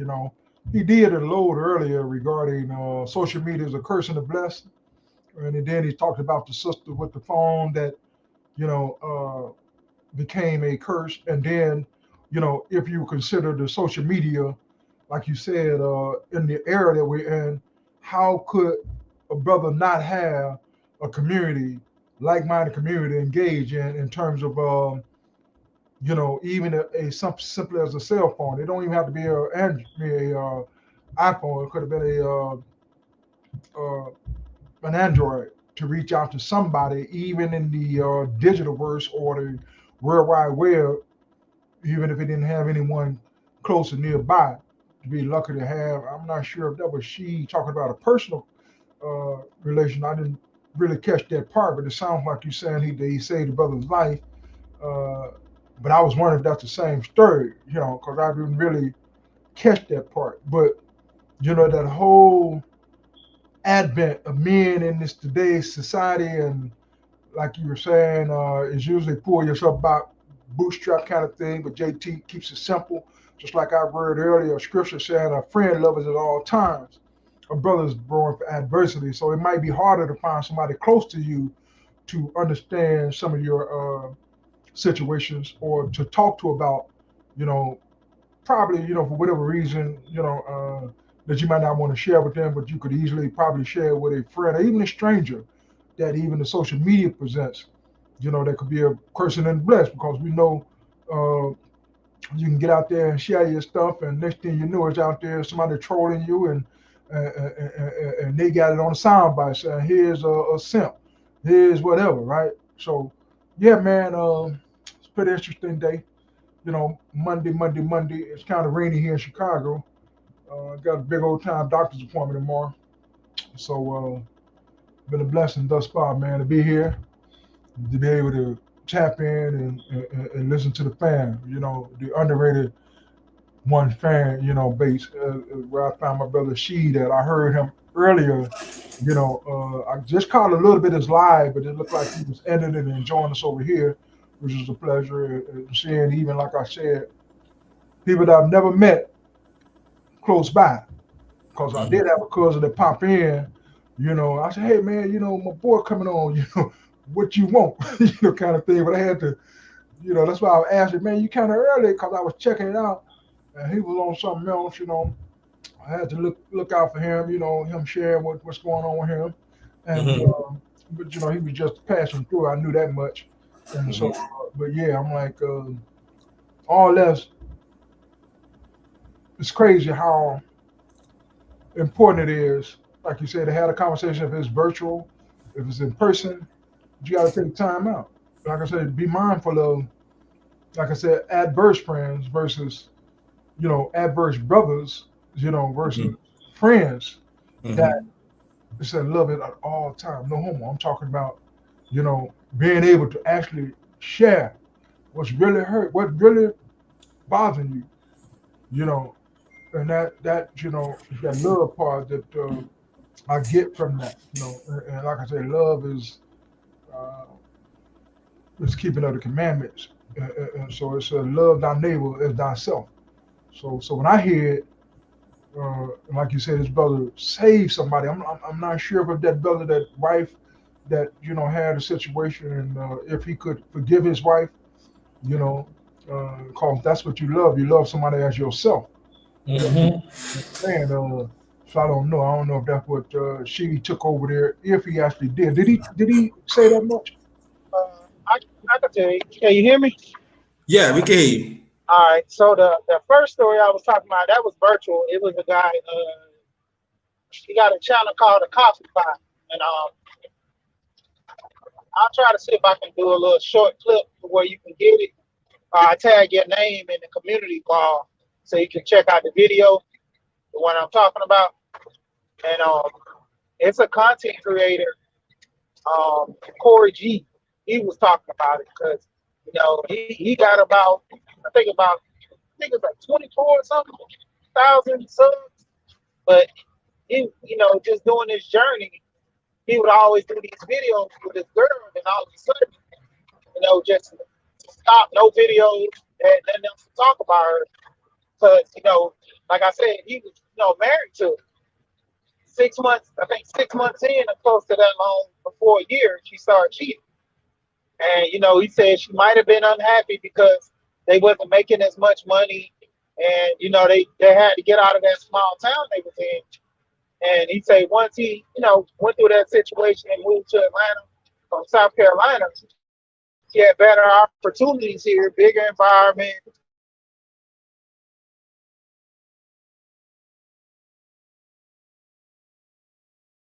It was to the point where he, in my opinion, he kind of, you know, called that on himself when he did this.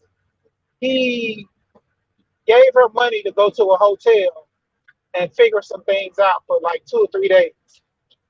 And when she came back, he said she was so distant from him, and he basically had to pry it out of her. So she said that she called the guy who she was, you know, messing with the affair with, and made him come to the, you know, hotel with her.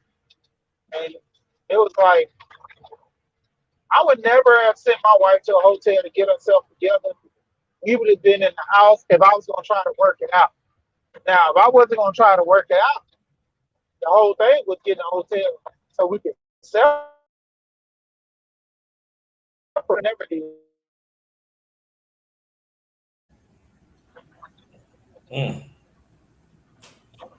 So let me ask you a question. Did the guy knew that she was married?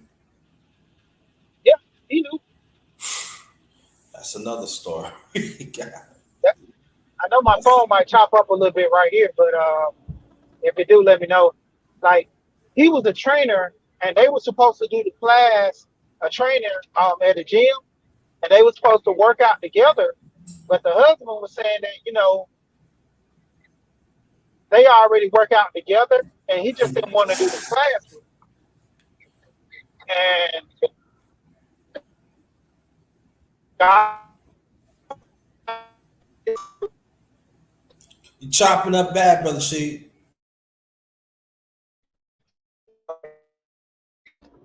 Yeah, that's why I was asking if he would drop the link in the back chat to that content.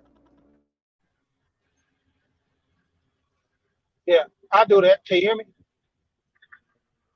We Yeah, can hear you now. Yeah. Okay. Yeah, I go ahead and grab that in a minute and pull it up.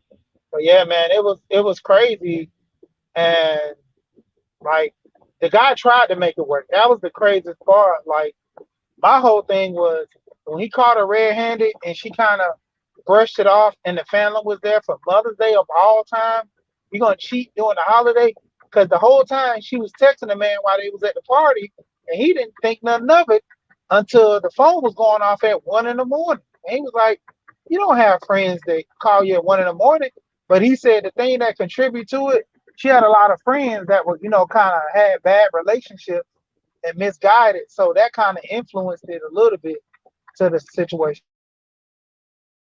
Yeah, but like I was saying earlier, when you got that relationship, you never know. I mean, do it say that they were together like 30 years or 20 years or a lot invested? So you're gonna make a mistake. Maybe he was that understanding. Maybe he had been there before to allow for anything to savage the relationship. Like you said, he seemed to be over, reaching in terms of salvation, in terms of his relationship. So I respect that. And like you said, it's one of them situations that make you go, That's why I said it'd be nice if you would put that in the back chat if I can check it out.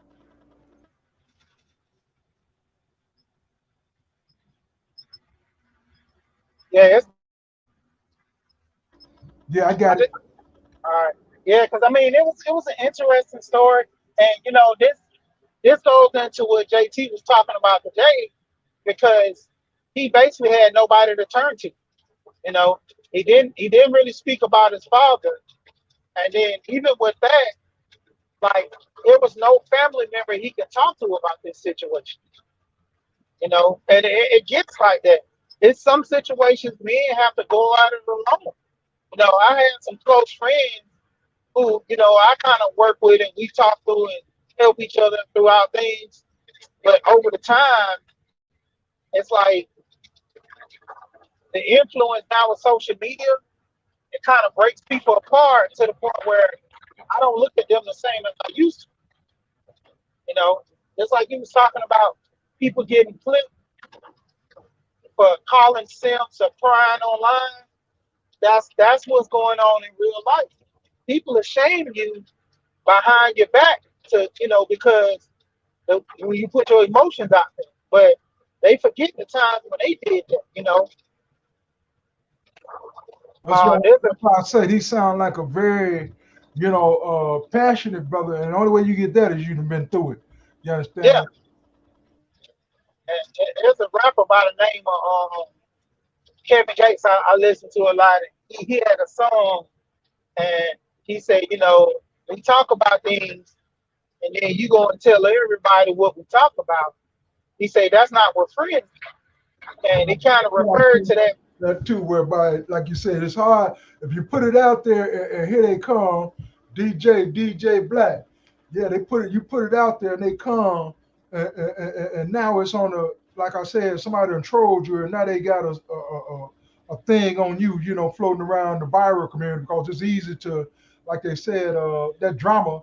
Yeah, it's going to get 100,000. I'm looking at that thing; it's got 100,000 because it's drama versus something like this here. Shalom, everybody. Huh? Yep. Shalom. Am I echoing? Shalom, everybody. Oh, you good, man. You good. Pop on in, baby. Been a minute. Yeah, man. I'm listening to y'all talk. I think the word you was looking for, Nehemiah, is doxing. That's what they call it. Yeah, doxing, right. That's what they'll do. You put some information out there, next thing you know, it's on everybody's site that you want to intend it to be. The crazy thing about it for the men and women though that's doing that is like they involving people that have nothing to do with nothing. People, family members that don't know that they family members on the YouTube cutting up. You know what I'm saying? And that's the reason why they got the one person got doxxed. You know what I'm saying? Parents and children and workplaces and stuff like that. You know what I'm saying? That whole sector of it was conscious at one point.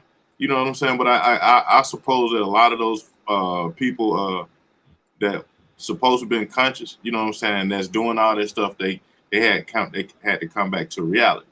You know what I'm saying? And reality is, you know what I'm saying, it is what it is, and it causes a lot of people to you know, to snap how they've been snapping, because that's most of all that they've been beefing about some small and simple as I don't like the way you say certain words. I don't like the place you live in. I don't like the people you know, and from there they start, you know what I'm saying, putting out information about folk that have nothing to do with nothing. You know, oh, he got a baby with this one, she got a baby with that one. You know what I'm saying? They went to this school, they didn't go to school, you know, all that kind of stuff. And I don't think it's profitable. You know what I'm saying? Not for no man. You know, like, okay, when you know the one thing that me and JT part of is the boxing community, right? And so we sit and talk junk about the boxing and stuff right there, but it's gonna be profitable at the end of the day because we're gonna be making bets, whether we win or lose. You know what I'm saying? We know what we trying to enforce. But the other stuff outside, like if it ain't sports, if you know what I'm saying, I think, you know, I haven't seen no sports people do no doxing and stuff like that. I think all that stuff is in mainly like the conscious community and the beef sector. You know what I'm saying? Those are the only people that's doing that. Sports people ain't doing that too tough. You know what I'm saying? Well, I hadn't seen it. You know what I'm saying? Well, a sports person pull up another sports person background and say, you know what I'm saying? You know, they really in the church. They ain't into football for real. You know, I don't do stuff like that.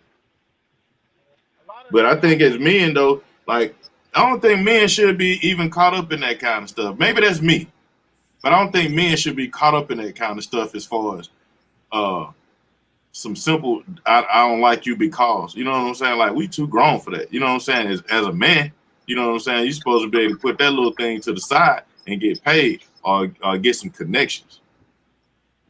Yeah. Can y'all hear me? Yeah. Good. Okay. Yeah, a lot of that doxing come from entertainment, man. And then just like you were just saying, a lot of men shouldn't be into that, but you got to understand, a lot of these men move, you know, to a degree, like you know, females, they become chatty, you know, they come tit for tat a lot. And not saying that all females do that, but you know, you have a group of females that move that type of way, you know. Mm-hmm. And a lot of men they move like that now. You know, to a degree, it was always the thing. If a man had an issue, you know, you'll box it out, or you know, as they call it, spit box. You know, you'll talk about it. Yeah, you'll take it to that man. Yeah, right. Yeah, and there was never a thing to kind of get back at people like that. Well, I'm gonna go at your family and stuff. Because there's a content creator, dude named Justin. I know JT knew him from back in the day when he used to come on different panels. And the guy didn't, you know, he was real big into music and stuff. But, you know, he was in the beef sector, and he went a little bit too hard on some people in the beef sector.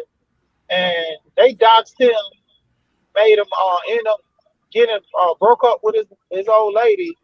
The guys, the ladies that were doxing, they ended up calling her job, kept complaining about a department that she wasn't even in. And that's how they knew it was something crazy, because they was like, whoever's calling trying to get you fired, they don't even know where you work at. It's like, how did they find out where you work at? And then they were like sending like order food like to their house, to the lady's job, and trying to make her pay for it and stuff. And it just got, I just think they just got too much time on their hand, and the men and women that's doing it. You know what I'm saying? Like, you can't complain about the plight of the white man, the grants to the immigrants, all the different stuff like that, and we over here doing this kind of stuff to each other. Yeah, but I want to stick. I want to stick to the men's part. I want to stick to the men's because we That's talking what about I'm, that's men. what that's what I'm talking about. That's what I'm Okay. talking about. Yeah, that's what I'm talking I about. just want to stick to the point. That's It's all. like Okay. it's like okay, so as a man, and y'all can correct me if I'm wrong, but you know, I'm deep on that philosophy. Boys don't cry. You know what I'm saying? Wipe your eyes and do it all again. You know what I'm saying? Try it again until you get it right. Now it may hurt, it may be a little painful, but as a man, this is what you know. You preparing yourself for the things you got for the nation you about to carry on your back.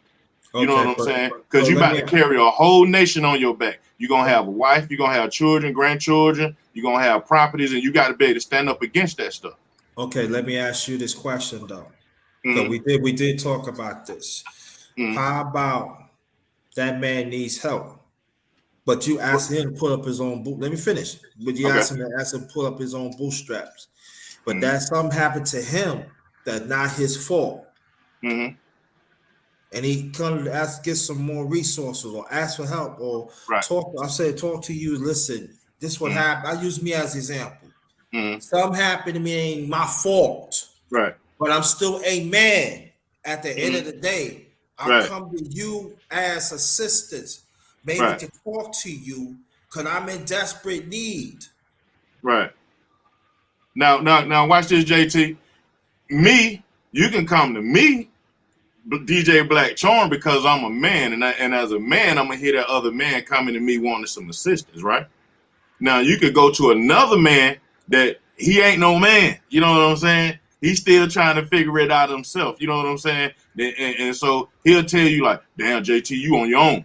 You know what I'm saying? Mhm. Me as a man, I'm gonna be like, "So what you going through again, bro? Let's see it. Let's figure this out. Let's go step by step. You know what I'm saying? And see where the root of it is. You know what I'm saying? Gotcha. At least let's do that. You know what I'm saying? Now, Yeah. not only am I being a man, I'm being a friend. You know what I'm saying? A little Right. boy gonna be like, man, that nigga JT going through too much. You know what I'm saying? Well, you a little, you know what I'm saying? He came to you as a man needing your help. You know, and you should have came to him. You should have responded as a man and say, bro, I really don't know much about that. I can turn you on to people. You know what I'm saying? That Right. somebody that I think can help you in that place. But that's when you're talking to somebody that's responding as a man. You Right. know. Now, as you been in this space for a long time, DJ Black Charm, right? Mm-hmm. We seen it all. Even Brother Nehemiah too. And your Yeah. see it all. Uh-huh. Now, can I ask you this question? Had this space of a man had got better? Um, to be honest with you, I think it I think we've been we've been overwhelmed by allowing too many people in to bring I'm gonna turn my camera on with you too, JT, so I can say this, and so when people play this video back, they can see my face. No, that's we good. I Uh, know we when good. when it's one space where you say I was a gangster, but I'm not anymore. You know what I'm saying? And Mm-hmm. then you be able to tell your story. I Mm-hmm. was a pimp. I'm not anymore.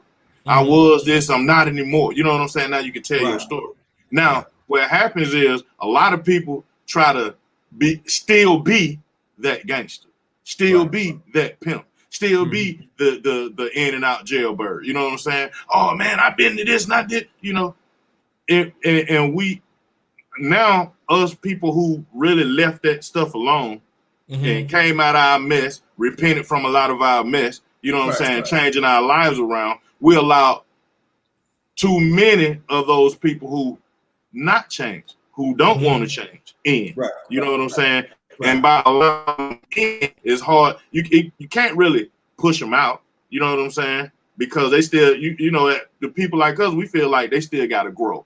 They gonna learn. We optimistic and we think, you know what I'm saying, he'll get it one day. You know what I'm saying? He just feel like that now. You know, you Mm-hmm. know, but the thing is now that person got some assistance by combating another ex-gang member that don't want to give up being a gang member. Mm-hmm. Ex-drug dealer that don't want to give up being a drug dealer. You know what I'm saying? It's like Mm-hmm. they still want, They, and then YouTube, not SoundCloud. I'm thinking about some music stuff. It's another one that people be on. Not what's the thing called that people be on? Not YouTube, but a lot of folks be talking. Instagram. Not Instagram. Not Snapchat. It's like it'd be a panel full of people. Clubhouse. Yeah, Clubhouse. Oh, Clubhouse. I'm old, man. Yeah, the greatest catch. Yeah, but Clubhouse, like, and they be in those places, right? And they give them new life to continue to feel like they active. You know what I'm saying? It's a dude. Rest in peace to this brother on YouTube. His name was Savage Studios, and he had a problem with another YouTuber, and somehow so it's like a three-way thing that happened. Savage Studio got a problem with another YouTuber.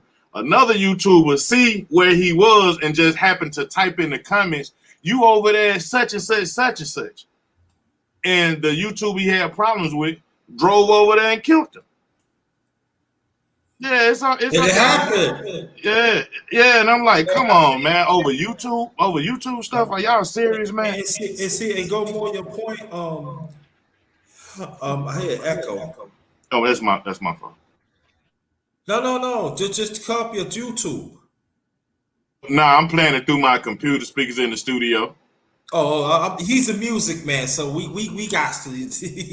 Yeah, but let me say, see, this is the thing that what DJ Black Charm was talking about. Me and Black, because he's a day one bro. He could tell you that. We be telling y'all what's going on. You ain't trying to, you just, hey, what's up, Kid Nash? What's good? Salute to the homie. That's day one right there too. Then what they gonna tell us? You know what they gonna tell us, JT? Nah, y'all too old. Y'all don't know what's going on. There people got shot up and then people got shot up and left stinking over hearsay on YouTube. So what DJ Black Charm talking about, I'ma say this, because I'm going, because I know YouTube got they got.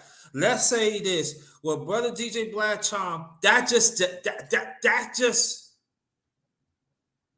a preliminary about it. Right. They are horrific. I'm talking about horrific stories. Horrific. That's what I tell people, that when you walk these YouTube streets, you better know what you're doing. You better screen these people, because we dealing with sick. We talking about this way. We dealing with sick people in here, and I'm proud to say I'm 56. There people in our age group, right, that's still acting like this. Right, JT, and watch this. Google is not going to do no type of litmus test. It says it's a .com. Anybody can go to it. It says create an account. Anybody can create an account. And then when you go to YouTube, it says go live. Anybody can hit that button. So you could be a crazy nutcase willing to say the most outlandish stuff. Like, put it like this. And I don't know the brother Tommy Sotomayor personally, or none of that stuff. You know what I'm saying? But on the surface, you see a sane person. You see an able-bodied man. You know what I'm saying? That's capable to, you know what I'm saying, to work, fight, maybe. You know what I'm saying? But then he speaks. You know what I'm saying? When he speaks, he say the most horrific things about women, black women. Black women who unfortunately don't have the sources of information to be in a better space in life. So he say the most atrocious stuff about them, and a lot of people pay him to hear that. And I say, damn, all those people got to be some type of sick, you know what I'm saying, in the head, because you got to give a person a chance. God gave you a chance. A lot of folks may not believe in God and stuff like that, but you get a chance. Every day you wake up, you get a chance to get yourself together, to get your life together, get your family together. But like JT was saying, a lot of these folks sick. and we can't really tell. You know, when, only time we hear only time as men as we see mental health is when Asian Brunner just come out and say, I'm going through a thing. Or Oscar De La Hoya come out and say, I'm going through a thing. Somebody say, well, Asian Brunner, that cause you didn't make Oscar De La Hoya, that's cause you on crack. You know what I'm saying? But that's the only time we identify with mental health. We do not identify mental health when a nigga say, what's your address, nigga? Pull up. You know what I'm saying? Like, you going through something. You're like, there's something wrong with you. If a conversation make you say, pull up, something wrong with you. If a conversation say, what's the address? I'm gonna dox him. Something is seriously wrong with you. Like, but we don't equate it to mental health till we see them broke if they was rich at one point. We see them in jail if they got in physical altercation with somebody. You know, that's when. But at the initial part, when they supposed to be sane or what we consider sane, some of those folk ain't sane, man. And I'm in agreement with JT. You know, and they can hop on the internet, whether it's YouTube, Twitter, Facebook, any place, and be insane. You see a lot of it, man. I don't know. I can keep going on and on about that, man. I can keep going on and on about that because I do wonder, JT, is something wrong with these folk? You know? You know what I say, that DJ Black Tone? As we've been in this space for a long time, we say something wrong with them, but jive ain't nothing wrong with them. They just wicked. That's what that is. Huh? Just wicked. It's wicked. They don't care. They don't have a life.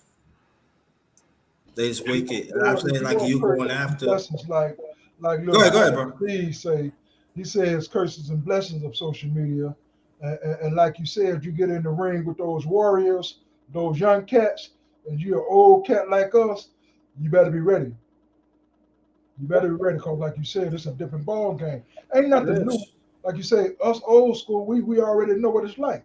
Like the brother said, well, you got to give them a chance to come in and get this understanding, get this information, get this wisdom. You know, we got to show up for them. You know, we're going to, it ain't no getting out of this thing alive, right? You got to, go through it.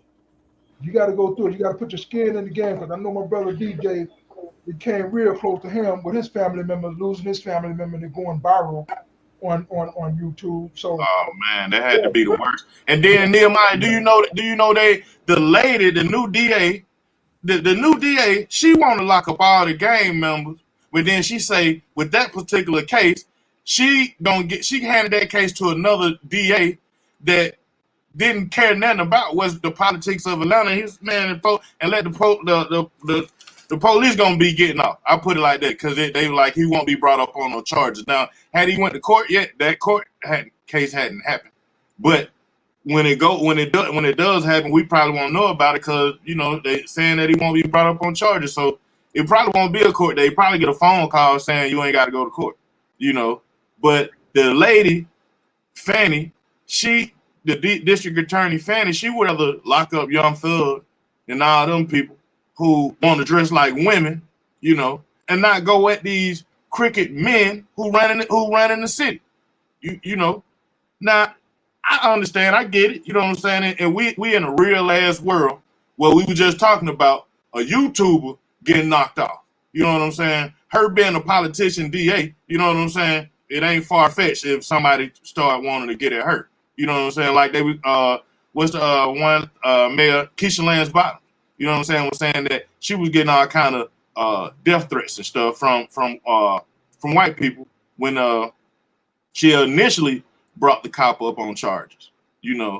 So this new district attorney is in. They kick out Paul Howard. They got this new lady in. She a sister, and she rather go after rappers and gang members. Now, which ain't a bad thing, you know what I'm saying? Because some of these folk out here nutcases and terrorizing streets, and I want my little sister and nieces and my children, period, my sons too, to be able to go back and forth freely without being harmed. So I understand it, but at the same time, though, I fear that they may be harmed by the cops way before they may be harmed by a nigga wearing some type of gang rag. That gang rag stuff happened to other dudes wearing gang rags. because most of those folk understand that they in the game and we are civilians.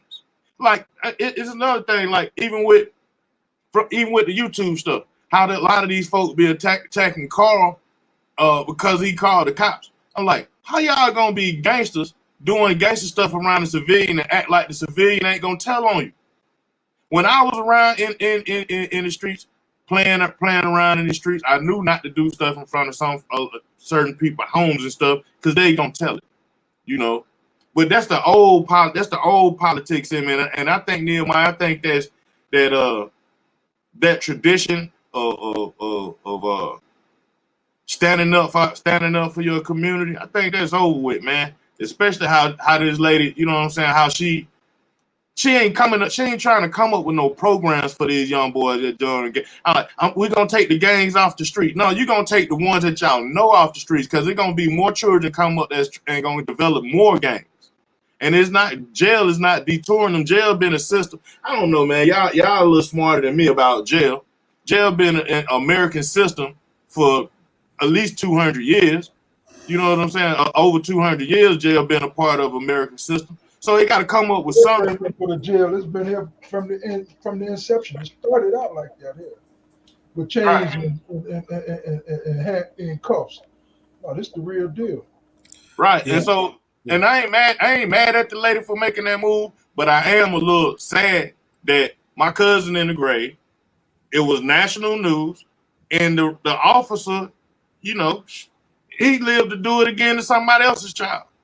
It ain't like he caught my cousin doing a crime. He was asleep at a Wendy's parking lot. You know what I'm saying? And then when he came to, as far as them going back and forth, he was confronted with aggression.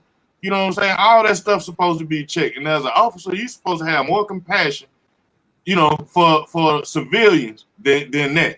And the officers treat civilians like, I don't know what the officers treat civilians with the wrong type of precaution. See, that's that wickedness there, the principalities, police officer. It's not the person, like you said, they're not trained properly in dealing with that. That's why they have those sensitivity trainings, and that defund is not the answer. But that's true there. You know, is that, you know, it's hard because that guilty before proven innocent, you know, treatment versus innocent before proven guilty. Yeah. It's crazy. It's convoluted. That's why I said it's convoluted on that level. I try to tell my cousins them all the time, do not have even my son. I really try to drill it in my son more or less than my cousins. You know what I'm saying? Because they got their own daddies and live their own life, and they look at me like big cuz dude. You know what I'm saying? I got my own life, but I at least try to tell my children to not have court on the street. You know what I'm saying? Do not have court on the street. Take that ticket. If they're gonna take you to jail, call me. I come get you out. You know what I'm saying, or whatever. But do not have court on the street. I think I feel what it is right now, right? And tell me if I'm right or wrong, that your brother's talking about valid points. And you know what they saying right now? They ain't come from me. They ain't come from me, but you know what they say? You complain, DJ Black Charles. Supposed to pull your own bootstraps up. You know why you talking about gang members and all like that? They need to get dealt with this stuff. But see, I would say this to them in the space. Did you hear the whole story? Remember, I was talking about the system. Even before you came to DJ Black Charles, how the system is. See, we got to understand there are people that look like us working in this evil system. So then they do not have the best interests of us. And I'm talking about men and women. And we need to keep on hopping on that because it's very, very true. But in this space, you complain too much. Y'all don't know what you're talking about. You know what I'm saying? Come on. We're in 2022. You know, when we gonna get together? Yeah, y'all need to get together. Y'all need to do. But I would say this though: if the pattern of wickedness never changed, it's still here today. Now, the ones I'm just saying, if y'all don't want to talk or deal with it, That's your choice. But just understand, the universe don't lie.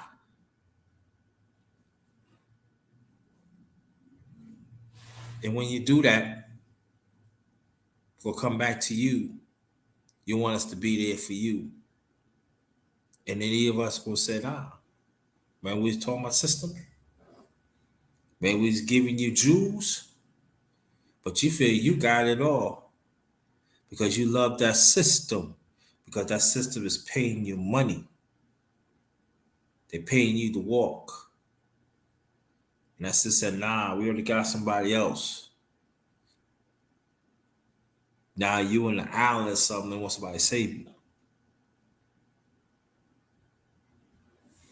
Be very careful who you're dealing with and stuff. Let me get out of here because I got some things I got to do. Brother Nehemiah, make your last remarks. Brother She, make your last remarks. DJ Black Charm, make your last remarks.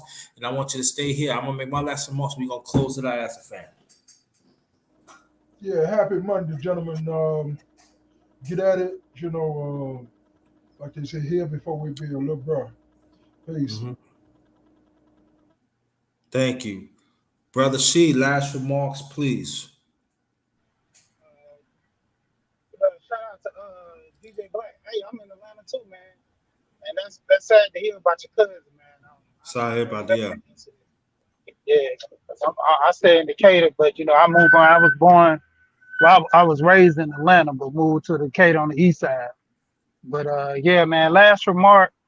I say that men need to start working with men and helping each other work through these struggles. And the thing is, man, try to find somebody to talk to, can kind of help you out, man. But that's our biggest thing. We don't have a concrete foundation of men that work with it. It used to be a point where the elder men and the older men could, we can talk to them and work things out. But now it's got to the point where they're just as bad or ridiculous as the young guys. So you got to start, finding an outlet, man, and talking to somebody, even to a point where, you become a no-name online or something. A lot of people have troll accounts. Hey, you go on one of these, set you up a page just to go in there and get your aggression off. So, sometimes just talking is good, man. You can come on there as a different name or something, but sometimes talking is good to get it out. Yeah, exactly. Yeah, Thank you. man. Stay there, brother She. Last remarks, please, brother Shaw. Talking is the move. Like that's how. See, when I look at rap music, right? And a lot of folks be talking about the rap music is the frequency that causes this, and it's the influence of that, and that booth is therapeutic for real. Because a lot of those children that come over here and record, they ain't got an outlet to put that stuff out. You know what I'm saying? But they come through and they get it off their chest. You know what I'm saying? And they get it off their chest and they get it off their chest. And then I say, I ain't seen you at the studio in a minute. What you been doing? I've been working on, I don't gave the rap stuff up, man. I don't find something else to do. So I'm like, apparently going in their booth, you know what I'm saying, allowed them to free themselves, And then when I listen to a lot of the people that do so-called make it, get out there. It was Puffy said something. P. Diddy said something. He said something a week ago talking to Timberland and was talking about people just saying words now and they ain't really just they ain't got no feeling in it. You hear something that sounds like a rap song or that sounds like an R&B song, but when you pay attention to it, it ain't got no real feeling in it. You know what I'm saying? And that's because a lot of the major platforms don't allow you to get your stuff off. You know what I'm saying? They won't allow you to get it off your chest. And that brings me to a place like YouTube. You know what I'm saying? The major platforms will say something like, you suffering victim Olympics. When you trying to talk to other men about your finances and stuff like that and maybe getting fired or maybe getting demoted, you know what I'm saying? Or maybe trying to venture out on your own, and they you can't really get it off. Now, like my man Sheed was saying that, you can make just a blank account and just get online and just start talking, and maybe that will help. You know what I'm saying? Maybe they will help. Like maybe you don't need to exactly talk directly to a person, but you just need to get it off your chest. You know what I'm saying? Just somehow just get it off your chest. You know. But watch this shit. Do you think that what kind of person do you think that would create though? Like you ain't got nobody to talk to, and you just constantly just getting stuff off your chest to thin air. What like? Well, it comes from that point of you got that young man, he's opening up.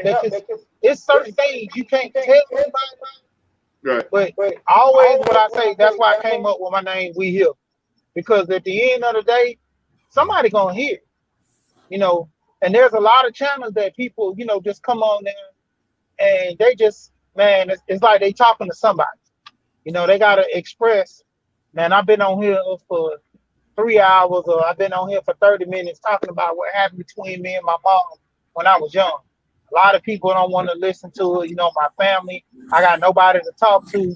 And, just me just having this talk with myself, because it's more like a reflection. Because I tell people a lot of times, man, I know you got to go, JT, so I'm going to hurry up with it.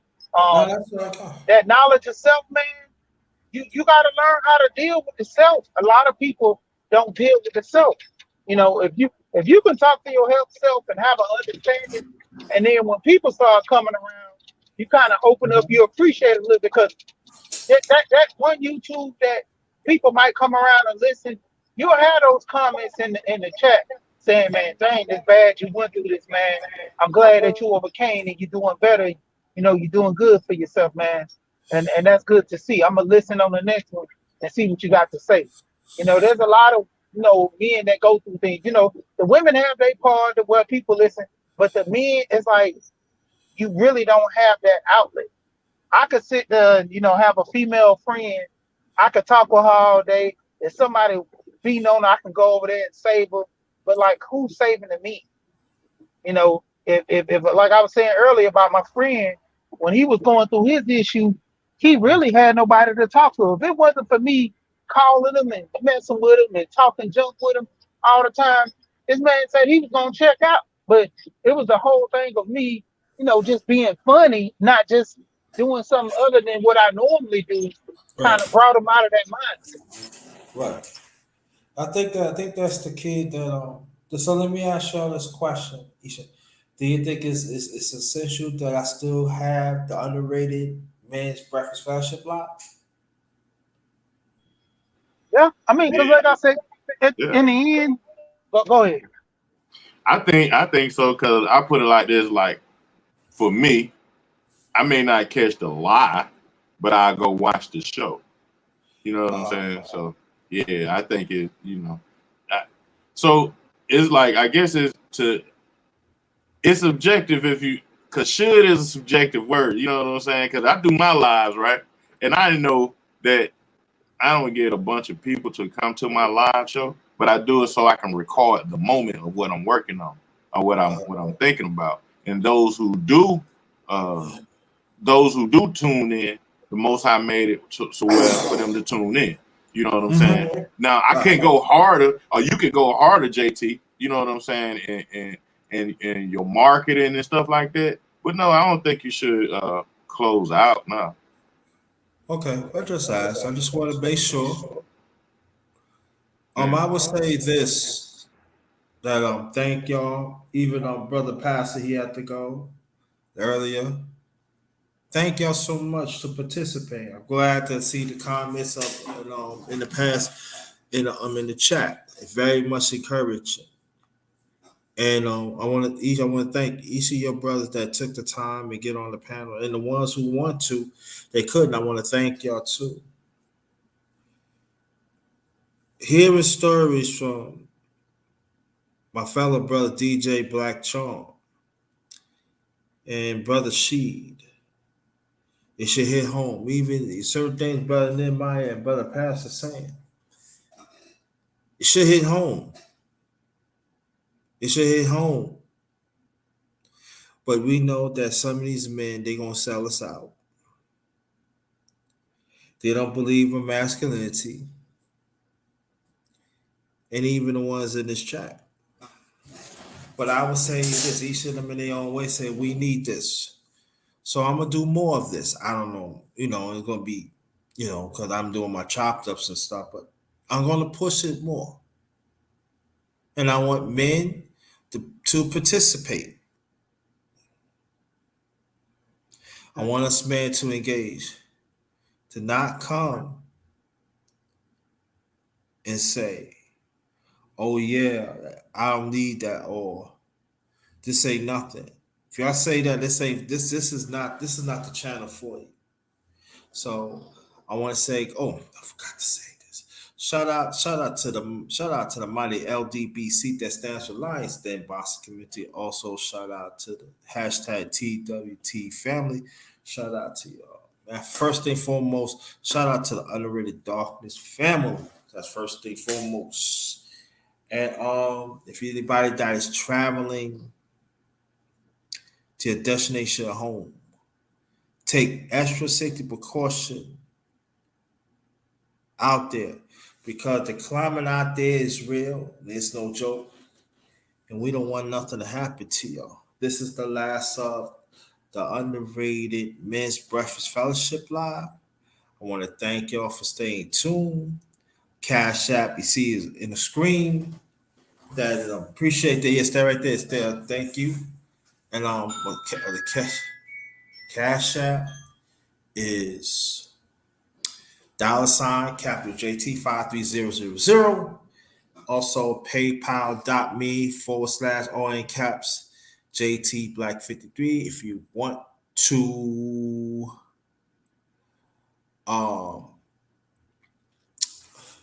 thank you. Appreciate that, brother. Come back. And if y'all want to donate, that be greatly appreciated. Really is. You're helping out the show when you do that. And just understand, men, we gotta push this, y'all. And the ones who do not want to push it, it's okay. They have to learn the hard way. Again, on behalf of my channel, Underrated Darkness, yours truly, the Underrated one of the best case secrets on. Good afternoon, good afternoon. Stay blessed, stay blessed, stay blessed to y'all and your families on the channel and even in the chat. This one is Ghost.